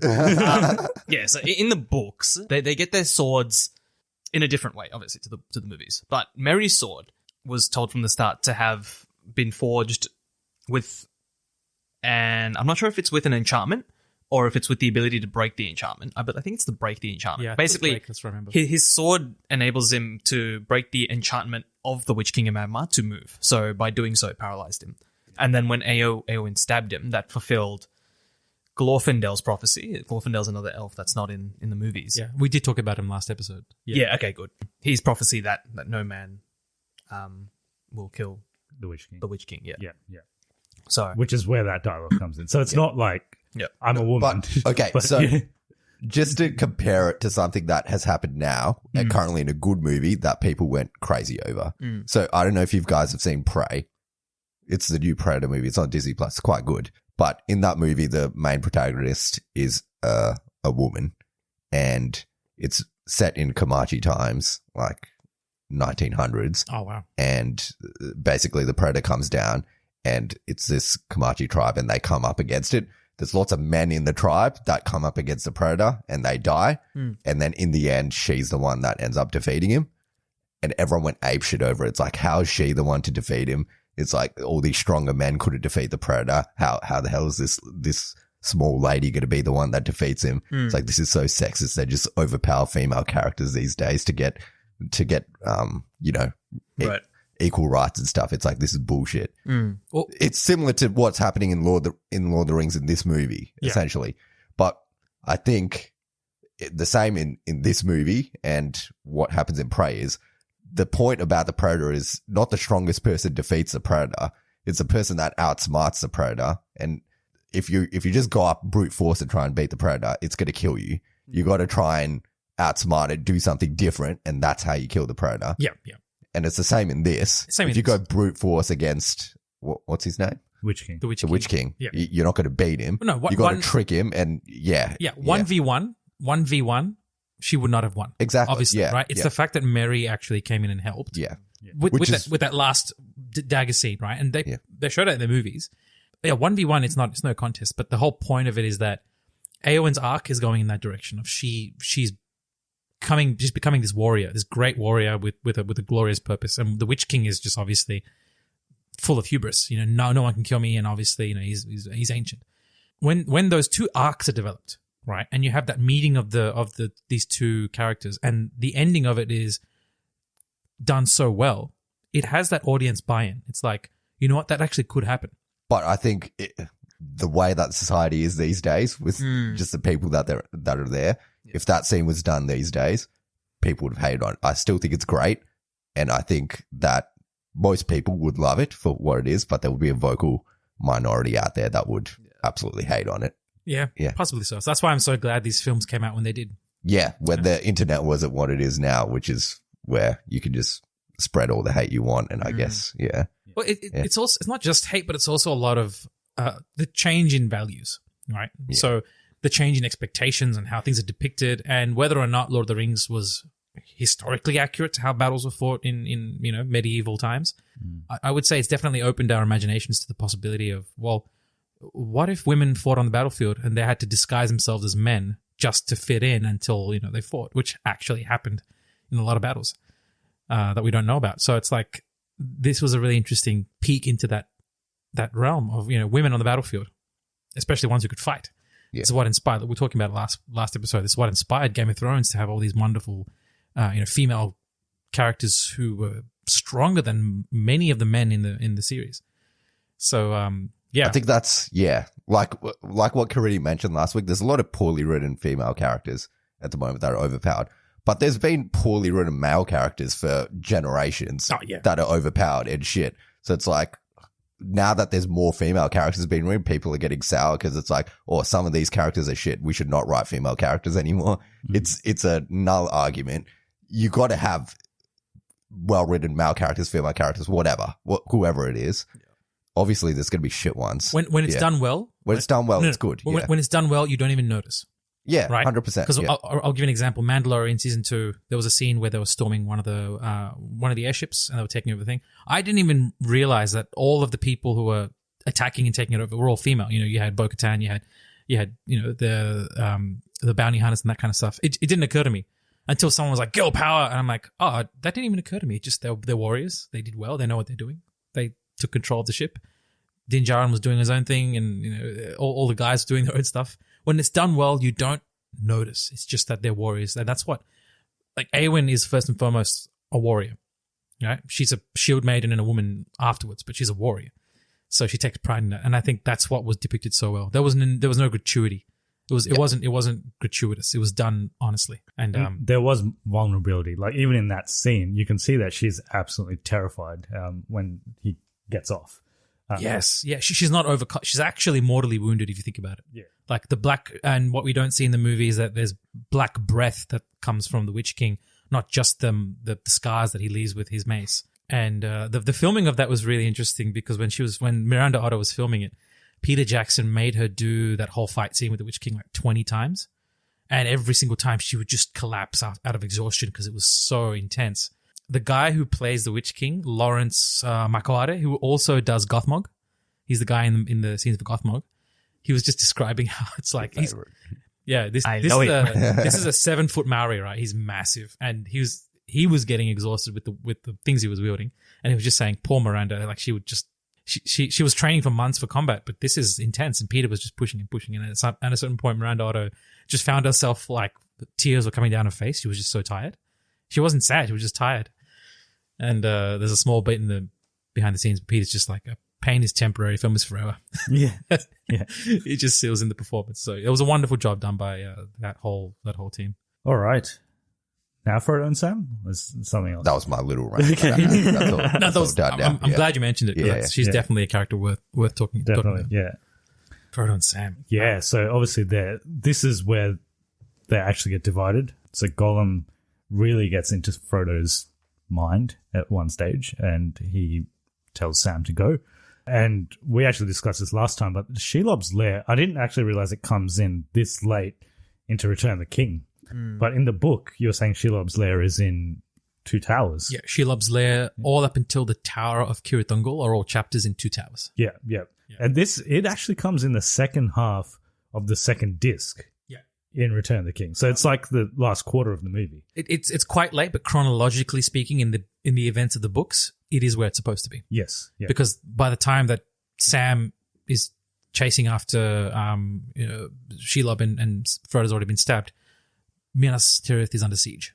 If you sync up the events from the book and you line them up, Peter Jackson did do a good job the whole editing team did a good job in synchronizing the events. That's why I still believe the book's superior narrative flow. It's because the books aren't linear. That's the thing. Yeah, it's like one big book chunk. does like one story, so like Aragorn, Gimli, Legolas, and then traces all the way back and does Frodo and Sam. Which is why that Mouth of Sauron thing is better in the books, because you don't actually know if Frodo's alive or not. Yes, correct. Yeah. And then it traces back after that scene, basically. And then it goes to what Frodo and Sam went through. Okay. That makes sense. Yeah, so it'll do like a whole chunk of like, It'll this do is what like- Aragorn and Gimli did. Yep. And Legolas, and then it will start from the start again from where they begun. Yeah, not the start, but a way back. Yeah, pretty yeah. much. But essentially, in the books, the last time you hear Frodo is he's there on the path. Then it goes into Aragorn's tale, and then suddenly the Mouth of Sauron is like, oh, we've got this mithril shirt. You're like, holy shit, what happened to Frodo during this time? So that's and that's the effect they went for in the whole Tower of Kirith Ungol, Shelob, the cave as well. Like Frodo goes into the cave alone in the movie, and he does everything alone. But Sam He's with them in the book. is with him in the books. But they get even split. when he goes in. Yeah.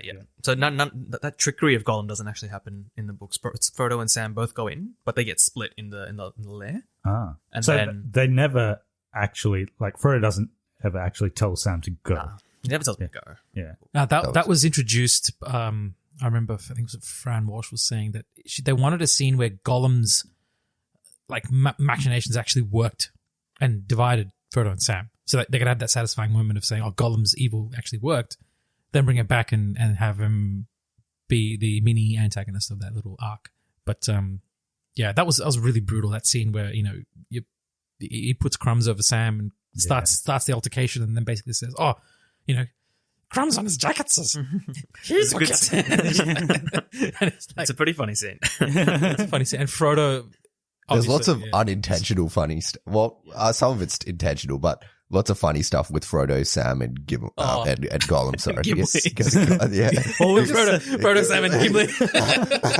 I've been making my own. So Frodo, he only has one exchange with Gimli in the whole trilogy. Yeah. What? And And it's- it's Fellowship. No, it's at the end. When It's the very end when he's waking up in Rivendell and Gimli comes in. He's like, Gimli. And that's that's the it. only time they ever talk. What about when he says, "You can have my axe"? Oh, that's With what Fellowship. He's not Does that talking count? to him. He's just Okay, like, fair yeah. enough. Yeah. He's excited to see him at the end, though. Yeah. It's I think the tension's on an added level of desperation, because as you see Frodo and Sam's journey, they run out of food, they run out of water, and you just see them like they're kind of running on fumes. Even at this point, they're running on fumes before Shelob. Doesn't Gimli talk to Frodo and Sam in Lothlorien? He's like, "Stay close, you little hobbits." They say there's a creature. We're really yeah, digging it's deep really here. digging deep. That's Merry and Pippin, if you look at it. No, I think that's Frodo and Sam. You sure? I'm pretty sure it's Frodo. Okay. Check that. I remember it being like Merry and Pippin he's talking to. Because Frodo and Sam were in the front, but maybe. We're digging real deep into Really real finding deep. some connections here. Yeah. Gimli's a pedophile. That's exactly what Curdy would say. Wait, did we say that Gimli's like, oh no, he is older than them. Gimli's older than them. He's yeah, a couple yeah, of yeah. years old. He would be a pedophile, yeah. Oh, I'm yeah. just watching it now. It is confirmed. Gimli does talk Okay, to he Frodo does and talk, Sam. but he's not facing them, so it's like. He literally says Still a conversation, to be fair. Yeah. like the only time he speaks to him in the entire trilogy is at I have the no end. idea how Gimli came into this arc. Though. I accidentally said his name. So it's this whole arc of Sam not trusting I just Gollum. remember that part when Frodo goes into Shelob's lair and he's like, "It's sticky." Here we go. No, he goes, "It's sticky. What is it?" It's like, "You'll see." No, it's because before that, what happens is, I think Frodo's like, "Oh, what's that smell?" And Gollum's like, "Orcs come in here sometimes." And I looked at Doran and I was just laughing. Obviously, I took it the wrong way. I was just being immature. This is the problem of watching the films when you're an adult and not a kid, because we were actually more mature as a kid because we were scared.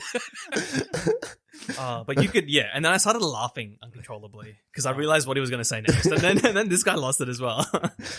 Do not watch Return of the King with these guys. They're just gonna laugh throughout all the scary scenes.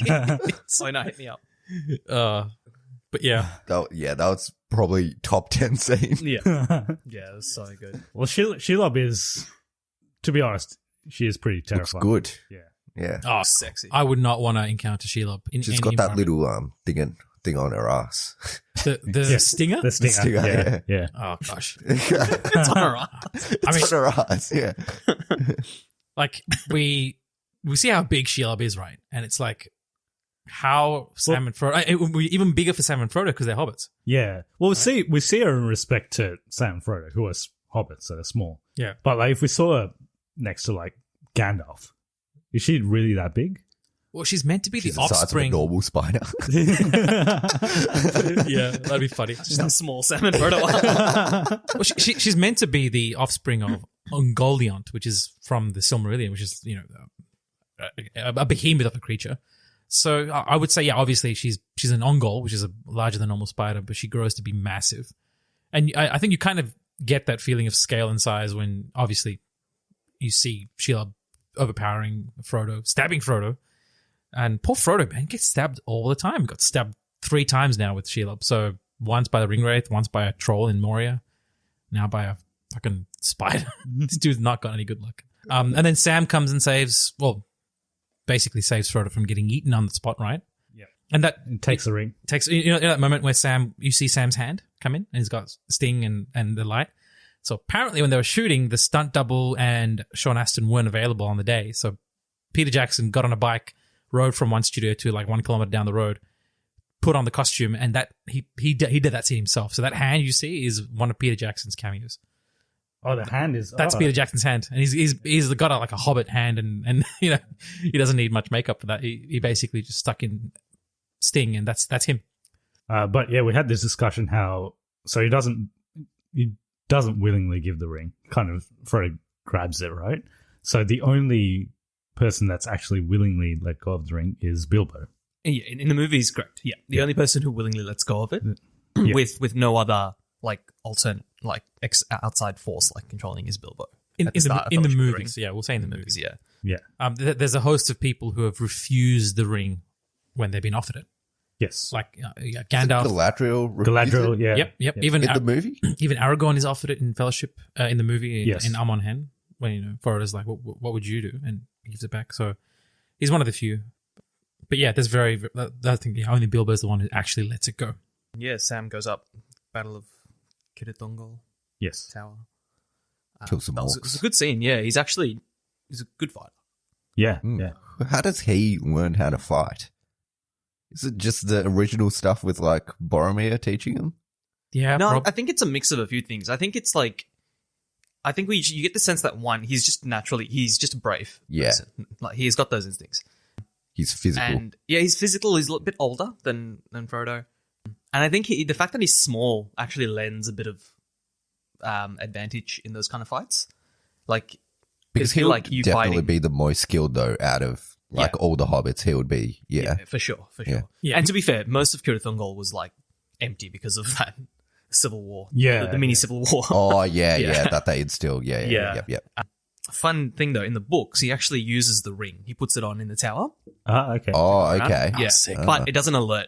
I don't know why. This is a Why weird does thing. it alert- yeah. It's a bit of a weird thing. It's not fully consistent in the book, so I'm glad they didn't do that in the movies. But he puts it on in the tower. could be around the same time when Sauron is talking to Pippin on the Palantir, maybe. Like he's distracted. Maybe talking to Aragorn. Oh, but in the books, Aragorn talks to him in Rohan on the Palantir. Right. So maybe Okay. I don't know. I'm not sure why it doesn't alert him. Yeah. But yeah, so he fights his way up and then finds Frodo. Yeah, finds Frodo, reunites, tells him that he's got the ring. Actually, that scene in the movie is pretty cool, where you don't know what happened to the ring. You just Yeah. see Frodo going, they've taken everything.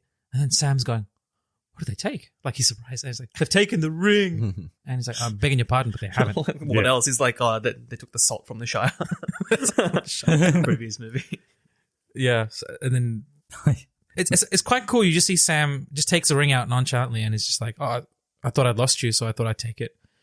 But Frodo takes his hand out and they give it to me. And then Sam slowly kind of pulls the hand back, like almost as if he's doing it subconsciously. Yeah. It's interesting to see how hobbits are naturally resilient, but they're not completely proof from that effect. And you see that in the Crack of Doom. You see it at the start in Fellowship of the Ring as well in the books. Like, Gandalf tells Frodo to throw the ring into the fireplace and he can't do it. Oh, really? Yeah.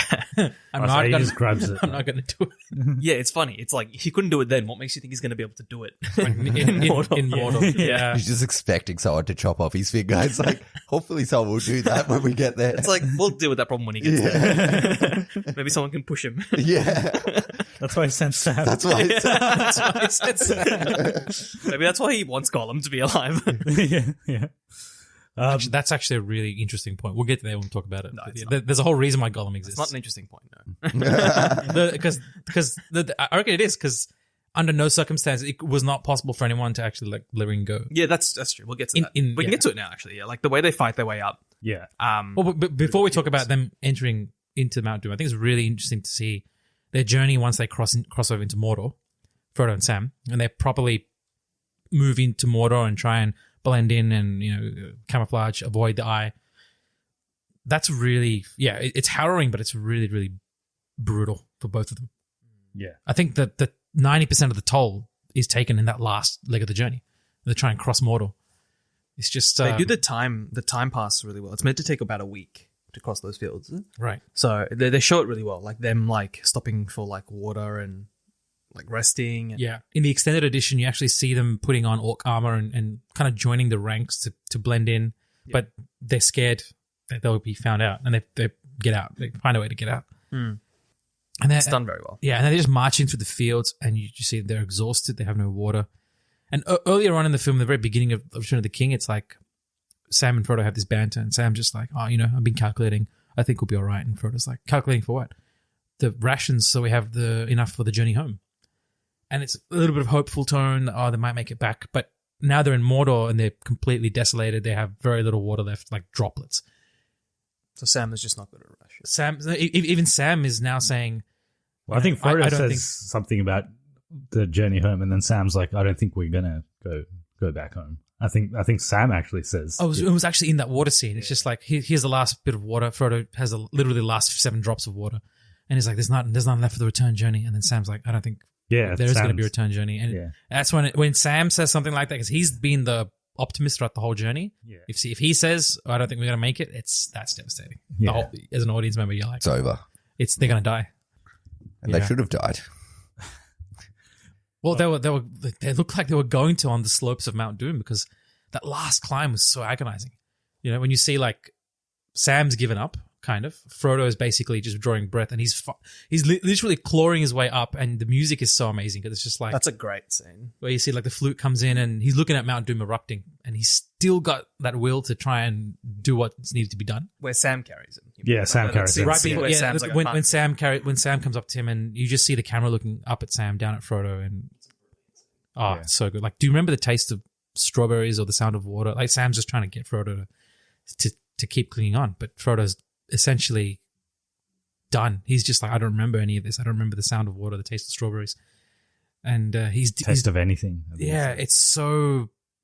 the acting was done so well, you actually kind of feel like Frodo is dying. Not just because... To be fair, he was just stabbed by a giant spider and recovers and goes straight into the fields. I think the spider bite wasn't actually that bad after he recovered. It's more so the fact that he's gone through all of this stuff together. This whole journey has just taken his life. Right. And you feel like, oh, they're not going to make it. And that's when Sam is like, he's like, I can't carry it for you, but I can carry you. And he carries Frodo over. And that music, when it comes on, is amazing. It's so emotional. It's the theme, it's the Into the West theme, but it's just it's heroic. Damn. Yeah. That's an amazing thing. Gollum shows up. Yeah. That I did find. Gollum was was he just waiting in the corner? He's just on a rock. They're coming up and you just see on a rock. Yeah. Yeah. Yeah, and then obviously they have the fight with Gollum. The fight with Gollum, and then they move on. A really interesting, like, filming tidbit is that scene where they're fighting on the slopes of Mount Doom was one of the first scenes they ever shot for Lord of the Rings. When you see the making of, you see Frodo, Sam, and Andy Serkis in like 2000 filming that, and then they filmed it again in 2003 with like an indoor stadium and proper mocap, and they had all the proper tech this time to do the proper scenes with the fight and that. So they were like, it's probably the one scene where they shot the beginning of the scene and then the end of the scene is 4 years apart, which is ridiculous. The amount of 3 years apart, the amount of time they spent on improving the tech and stuff. Yeah, it's an interesting kind of transition to how they do pickups. So they finish the scene off with that one, and then you see essentially Frodo running into Mount Doom. Yeah, so before we get into that final confrontation, let's go right back to the start of the movie with Gollum. So I just found it interesting that they start the final chapter of this trilogy with Gollum. So obviously he's a very, very important character, and you find out why at the end. But that whole scene, we talked about how powerful the beginning scene of Two Towers is. This is probably like one of the most unsettling scenes, just because it's like this guy's like eating raw fish, and you slowly see his deterioration from a normal looking hobbit to this creature. Even before that, you see a person strangling another person to death. Yeah. Without any fast forward. It's just brutal. You just see the camera's fixed, the music's thudding away, and he's just this guy is suffocating under Smeagol's hands, and it's like, this is raw. And it's Andy Serkis, like actual Andy Serkis before mocap. And then you see that. Yeah. And then there's just a one shot where it's like Andy Serkis, but he's all like disheveled and he's like slowly turning to Gollum, and he closes his eyes and then he opens his eyes and it's like the Gollum eyes. Right. Yeah. Yes. Very interesting way to open Return of the King. I would have chosen like a different thing to show, but I feel like they wanted to dive into this. They wanted to show Smeagol. I think the reason is because at the end, Frodo, and we kind of talked about this, but Frodo wouldn't have chucked the ring. He wouldn't have done it. Yeah. And Gollum had to be there. It's a controversial opinion. Many people think, why couldn't he just throw the ring when he was in Crack Mount Doom? It's that its will is powerful in and of itself, even if you're in the Shire, right? The fact that you're in the Cracker Mount Doom where it was forged is giving it more will over you. No one has the will to throw the ring into the fires when you're in Mount Doom. When you're basically in or Orodruin, you can't. Yeah. No one can do it. That's straight from Tolkien. Not even Sauron. I don't even think Sauron could do it. Even if for some reason he wanted to, he couldn't do it. And in the end, no one actually throws it. It's just they have a bit of a tussle and then he falls in. Yeah. So it's no one's actually throwing it in. Yeah. In the books, it's funny. It's just Smeagol's just dancing and he falls. Oh, that's what happens. Does he bite his finger off in the book? I don't think he goes into that detail. It's just he gets it off Frodo, it, and he starts jumping up and dancing. And he slips off the ledge, which is meant to be like one of these fateful things that happen as a result of, the universe or God, or that Eru Iluvatar.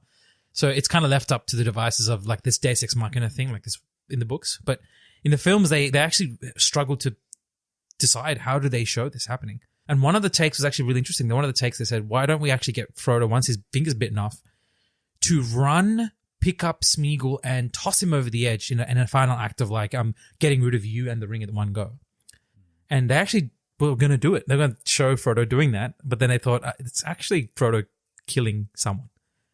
They didn't want to go that far. I like the way they did. It's like, it just shows that like the constant battle for that item is what leads. Yeah. It's just like, it's like this unrelenting battle. It's like, it's never ending. It's never ending. Even the Cracker Mound too. It was just hard to see Frodo like still under the effects of this. Like he wanted it for himself even in the last moment. I would have liked it if he was like, I want to get rid of it, but I'm not going to throw it. I'm going to get rid of the Smeagol. Because Smeagol's had many chances at redemption. And he shows Smeagol pity like 3 or 4 times in the whole series where he doesn't get killed. He doesn't get taken away.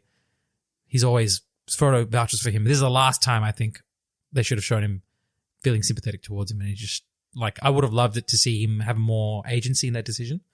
But the way they did it, I think was still good. What comes after that whole moment of, Smeagol going over the edge, and that whole sequence, by the way, because it jumps from Mount Doom when Smeagol gets the ring, and you see like that camera angle where it just comes out of the ring. The same time, Aragorn's about to be killed by this troll that he's fighting in the Battle of the Black Gate, and all of the events are about to end catastrophically. And then it's like, you don't know how this could be saved. Doesn't look good. Yeah, that's when Frodo comes up and they both tussle. Smeagol falls over the edge, and you just see Smeagol free diving into And he's like, pits. for 1 second, he's happy because he has the ring. Yeah. Yeah, that's really cool. Yeah. He's like, Yeah, and even when he's dying, he's trying to hold it up. So he doesn't care about himself. He's dying, but he's trying to save the ring. yeah, that was a really interesting decision to make him do that, actually. It's good. It's done really well. Done really well. And then you just think, you actually don't know what happens to Frodo. You think you don't see him, and then you see him like hanging off the cliff. And this is where it gets kind of really dark and tough because Sam's just like, "Oh, don't let go, grab my hand." And then Frodo tries, slips because his finger's bitten off. He's all bloody.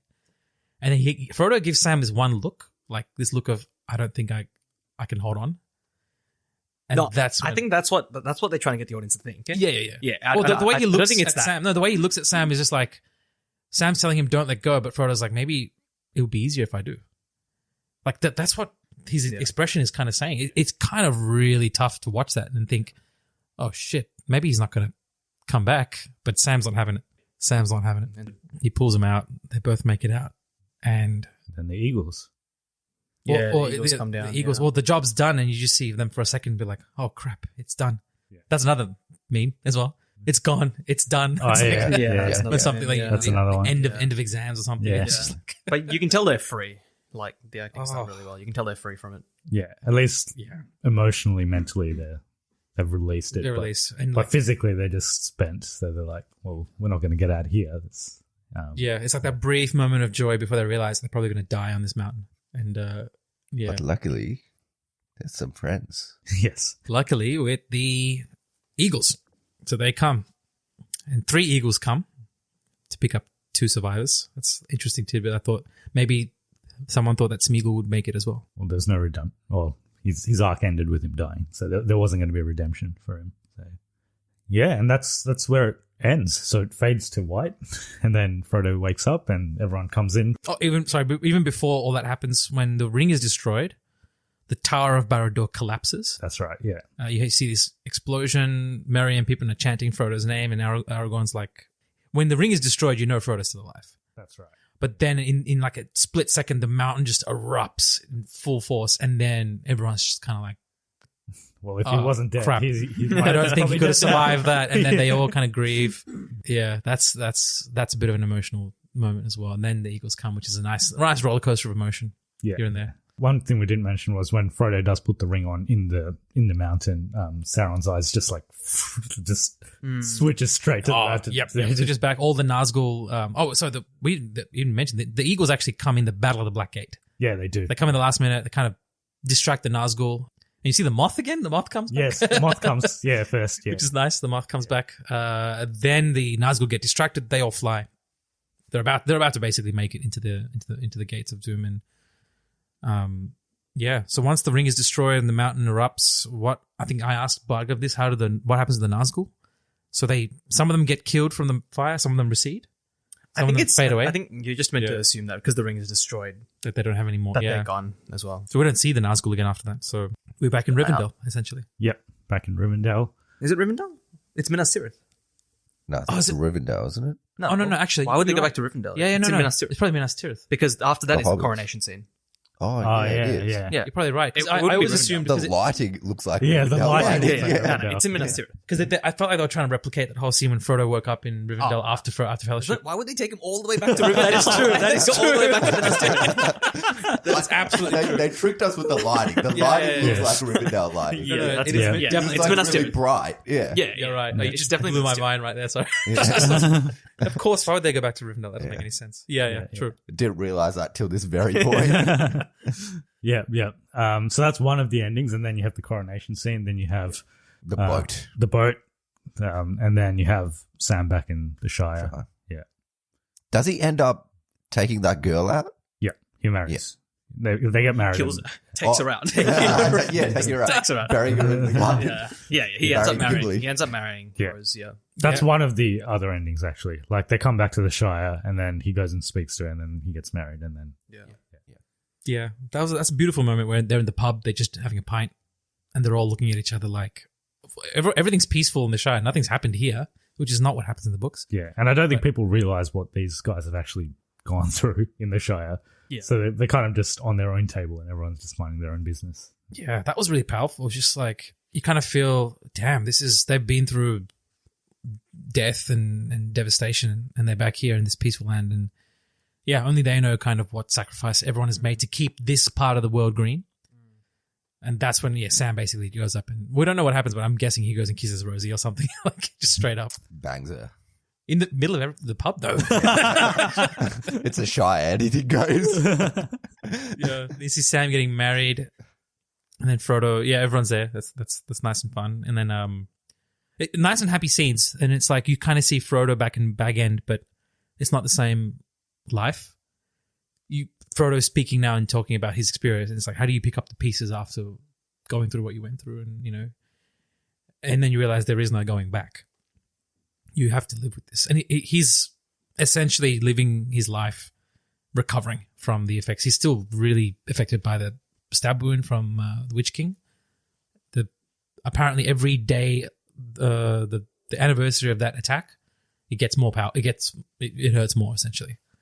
There's some black magic involved in that, obviously. But he starts writing his own memoirs into a book called The Lord of the Rings. And he gives it to Sam. Oh, he doesn't give it to Sam, but he basically says there's a little more space left in the book. And then he goes off to farewell Bilbo and Gandalf, along with Galadriel and Celeborn, who are leaving the... Elrond as well. Yeah, Elrond as well, who are leaving into the west to go into the Undying Lands. So I'm guessing like everyone knows what's up. Yeah, Gandalf's going. Bilbo has been invited, and obviously all the elves are going as well. And Frodo's like, this looks like a sesh. Yeah. I'm coming. Okay. Yeah. So they all Old guys, I'm in. Well, yeah, and then like they're all saying bye to Galadriel and Gandalf, and then Gandalf basically is telling bye to all the hobbits, and it's really sad because Gandalf has been there for all these guys, and Pippin especially, Pippin and Frodo. So they're all crying. Gandalf kind of goes a bit forward, turns back, and goes, "Frodo, it's time." And then you're like, if you hadn't read the books, you just like, oh shit, is Frodo gonna go?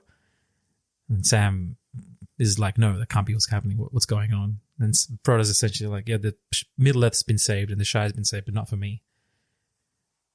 He's good ending. Yeah, he says goodbye. He says goodbye to everyone. They have a really, heartfelt goodbye with Frodo, each and every one of them.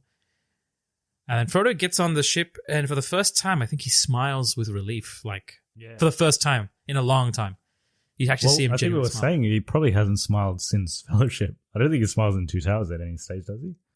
Well, I think there's one point where he kind of smiles when Sam's talking about how they're going to write stories about them. Yeah, I think he smiles a bit then. But, even at Sam and Rosie's wedding, you see him celebrating, but he's got this nagging thought in the back of his head, like he can't enjoy this completely. And that's when he's on the boat, you see him finally a heartful relief of smile, and that's when everyone else is like, yeah, they kind of come to grips with it. And he sails into the west. It's really, really interesting how they decided Frodo will go with Bilbo, with Gandalf. He's in the same caliber as all these people, the ring bearers. Yeah, all the ring bearers are allowed to return. For having resisted the power of the ring. No, just all ring bearers. Except Smeagol. Yeah, because he died. And then what happens after the Grey Havens? You see Sam coming back home, right? Yeah, Sam comes back home, and then right. Yeah, and then it ends on his door. I think he closes the door in his. Yeah, that's the end. Yeah, that's the end. And it actually says the end in case people are wondering if there's another. There's another end. Yeah. Post-credit scene. Nick Fury. Yep, he recruits Sam. It's good. The way they tie it up in the movie is it's very well done. They obviously they skipped the whole scoring of the Shire. I'm not going to go into it too much, but I'm kind of glad they did. Yeah, I'm glad they did. I don't think movie people would understand that whole segment. Yeah, I understand why Tolkien wrote the Scouring of the Shire to show that even your green corner of the world will be affected by the actions of war. But imagine if after everything they went through, Frodo, Sam, Merry and Pippin came back and there was another battle to fight. Yeah. And all the scenes you see in Fellowship with Frodo looking into Galadriel's seeing fountain, that happens. There's like the hills are burnt, people are chained up and lined up to go into factories like Holocaust style. It's really dark, and it's like, dude, they've been through enough. They deserve to have a little corner of the world that is untouched by this. And I think that was done really well. Just to show that it doesn't matter if these people have been ignorant of the war, they don't know. It's the fact that they have somewhere to come back to. I think it's just for realistic sakes. They couldn't put it in. Like, the Probably movie's make long it enough. Too long. Movie's long enough. And no one The would movie have had a finale. After the epic battle, to Exactly. have another small battle, Yeah, it wouldn't work. Yeah, Yeah. A lot of Tolkien purists are like, oh, yeah, they don't understand the point of it. I'm like, no, I think it's more that you'd be For a catering to a story, very like- small amount of fan service to add that in. Yeah. It and makes taking more away sense. from the overall Exactly. From a experience. storytelling perspective, it's Yeah. probably not the best Yeah. way to go. Yeah. But the whole point of that thing is just to show that, now the hobbits are the ones who lead their citizens into battle. It's the same point. No, It's the the same. point is that because Tolkien, when he came back from war, realized that his home was changed from the war. Yeah. It was like industrialized, a lot of changes and stuff. He wanted to explain that there's never one war to end all wars. It's always going to continue. Yeah. That's the point of all of that. Obviously, it talks about how the hobbits have grown, but anyways. So, yeah, ending of the movie with Sam. With Sam hugging his which was kids, who are actually Sean Astin's actual kids Yeah. in that scene. Rosie's not his actual wife, but yeah, his kids are there, which is a nice touch. Yeah, and that's the end of the Lord of the Rings, which is Well, very quickly, we'll The the adventures that they have afterwards. Yeah. Ah, Okay, so we'll talk about the endings of each of the characters. So Sam lives in the Shire. After Rosie dies, he actually travels to Valinor as well, because he was a ring bearer at one point. Oh yes. So he goes. There's a bit of He could have done that before she died so that she could have got, she would have been allowed she in. wouldn't have been allowed. Oh, Yeah, okay. she He wasn't- could, he couldn't smuggle her in. Fair enough. Yep. Yeah. So a bit of contest as to whether they actually go to Valinor or whether they go to some of the islands near that place. Yeah. I like to think they actually went to Valinor. Aragorn, obviously serves as king, lives out, I think he's like 300 and something by the time he dies. He obviously has a son, and I think he has 2 daughters as well. I don't know what their names are, but right. he gets, I think he ends up being buried in Minas Tirith, I think. And Merry and Pippin also are buried next to him when they die as well. So they act as counsel from the Shire to Gondor, so they travel a fair bit in between, and they like Nice. provide counsel and stuff and whatnot. Legolas and Gimli, theirs is the most interesting. So they travel for ages around all over Middle Earth. They go through different elven cities. I think they go through some dwarven cities as well. Eventually, Legolas builds a boat to travel to Valinor, eventually, like the Grey Havens, and Gimli joins him. So So- they go together. That's nice. They go Yeah. together. So he's the only dwarf that's allowed to go. There's a few theories as to why he's allowed to go. This is like the stuff that is really contested. But I like to believe that he went. I reckon Galadriel would have convinced, or the Valar, or whoever's in charge. I reckon she would have put a name in for Gimli. Maybe, but you don't get to go because of, like, that's a bit of a selfish reason. Because, like, if there's a bit of thing about how Gimli wanted to see Galadriel one more time. And people are like, oh, yeah, that's a fair enough reason. Others are like, oh, it's a bit of a selfish reason, really. You only get to go if you've done something. One, if you're immortal, because you don't actually survive in the Grey Havens if you're not immortal, if that makes sense. You'll stay there for a bit, and then you'll age faster. That's the idea. And so Frodo going is just to heal long enough until he dies, and then he goes into the halls of Mandos or whatever. Sam gets to go, presumably, to see Frodo one last time. But Legolas and Gimli going, it's like there's like many interpretations as to why he's allowed. But yeah, basically most of them end up in Valinor. It's a wonderful combination of their friendship as well, Legolas and Gimli. Yeah, exactly. It's a really cool ending because they would have done so much in that time. I think it's like, I don't know how many years. I'm guessing at least 60, 70 years after Oh yeah. they would have. I heard that even Gimli helps rebuild Minas Tirith. He gets his people to come like from the Iron Mountains, and they rebuild the doors of Minas Tirith. And they put mithril on the front of it now, so it's like extra protected. So yeah, a lot of stuff happens. But yeah, that's the So get ready for the Legolas Gimli spin-off. yeah. I want to be like a buddy cop movie where they like go around like solving crimes. Legolas and Gimli, Beavis and Butthead. Yeah. It's like Rush Hour, but like Rush Hour. Yeah. Any other characters? Eomer becomes king of Rohan. Yep. Faramir is the steward of Gondor. Faramir and Eowyn get married. Yeah. Because they meet in the houses of Yeah, healing. they get married. So Eowyn essentially becomes one of the, well, in Gondor. She settles in Gondor with Faramir, right? Yeah, Yeah. because Faramir is a steward of Gondor. And I'm pretty sure Minas Morgul is, well, Aragorn deems it to be inhospitable, so he kind of cordons it off. But they do rebuild it into Minas Ithil again. I think Faramir is given Minas Ithil. I think, yeah, he becomes the first prince of Ithilien. Ithilien, yeah. And Minas Ithil becomes its capital, yeah. Because there's a lot of like Gondor provinces that have like princes. Yeah. So he becomes the first prince of Ithilien after, and he's also the steward. Yeah. Nice. It's good. And that's the end of our series of reviews on Lord of the Rings. Well, not quite, because we're doing Rings of Power next week, but in terms of the trilogy, that's that. Yeah, wow. That's kind of the end of all things. It is kind of sad, right? Coming to the end of the podcast. I never thought we'd get here, actually. It's fun. Yeah. Oh, and Gothmog gets another dismemberment. That's how he dies. Oh, yeah. He loses his other arm. Yeah. Oh yeah, that's right. Aragorn destroys. Couldn't him. finish Yeah, without yeah. talking about God. Yeah. I just wanted to make sure that we understood where he Conclude was. that, yeah. Yeah. All right. So if people want to get in touch with us about their thoughts on Lord of the Rings, they can already do so via TikTok and Instagram when we post reels. But We'll put all the wrong stuff we put in this episode on those reels, everything that's incorrect is going to be especially that part I said about the hobbits and Yeah. Tolkien's friends or whatever. Yeah, that we've got a Bhaskar said. couple of Yeah, we've got some good content. they'll crucify me on the internet. Oh, man. Yeah, we got that. We got the stuff about Gimli. We got the stuff about Shelob. We'll put that all together in various. We'll be crucified. Yeah. Contact us at cognitiverecalibrationpodcast@gmail.com or on all other platforms at Cognitive Recalibration. And be sure to follow us on your favorite podcasting service. So give us a review on iTunes or Spotify, because that makes us more discoverable on search engines. Okay. Thanks, Bhaskar and Budgie, for joining us. You haven't just been guests. You've really been the stars, actually, of the last few episodes. So thanks a lot for coming. And It's been a pleasure. Thanks for inviting us over and, making us a part of this. It's just been quite a journey.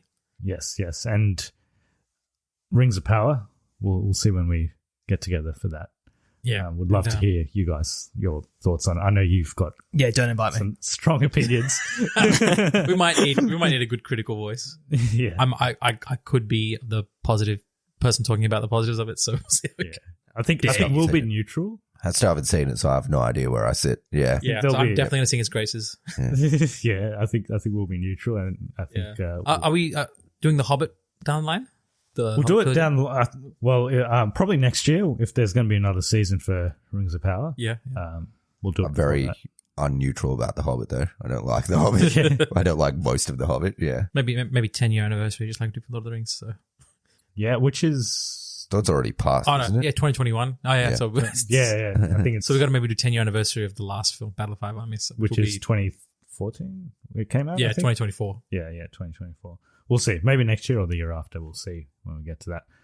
But next week we'll be doing Rings of Power, and then we've got other stuff after that. She-Hulk, We've got some back to normal Yeah. stuff. Yep.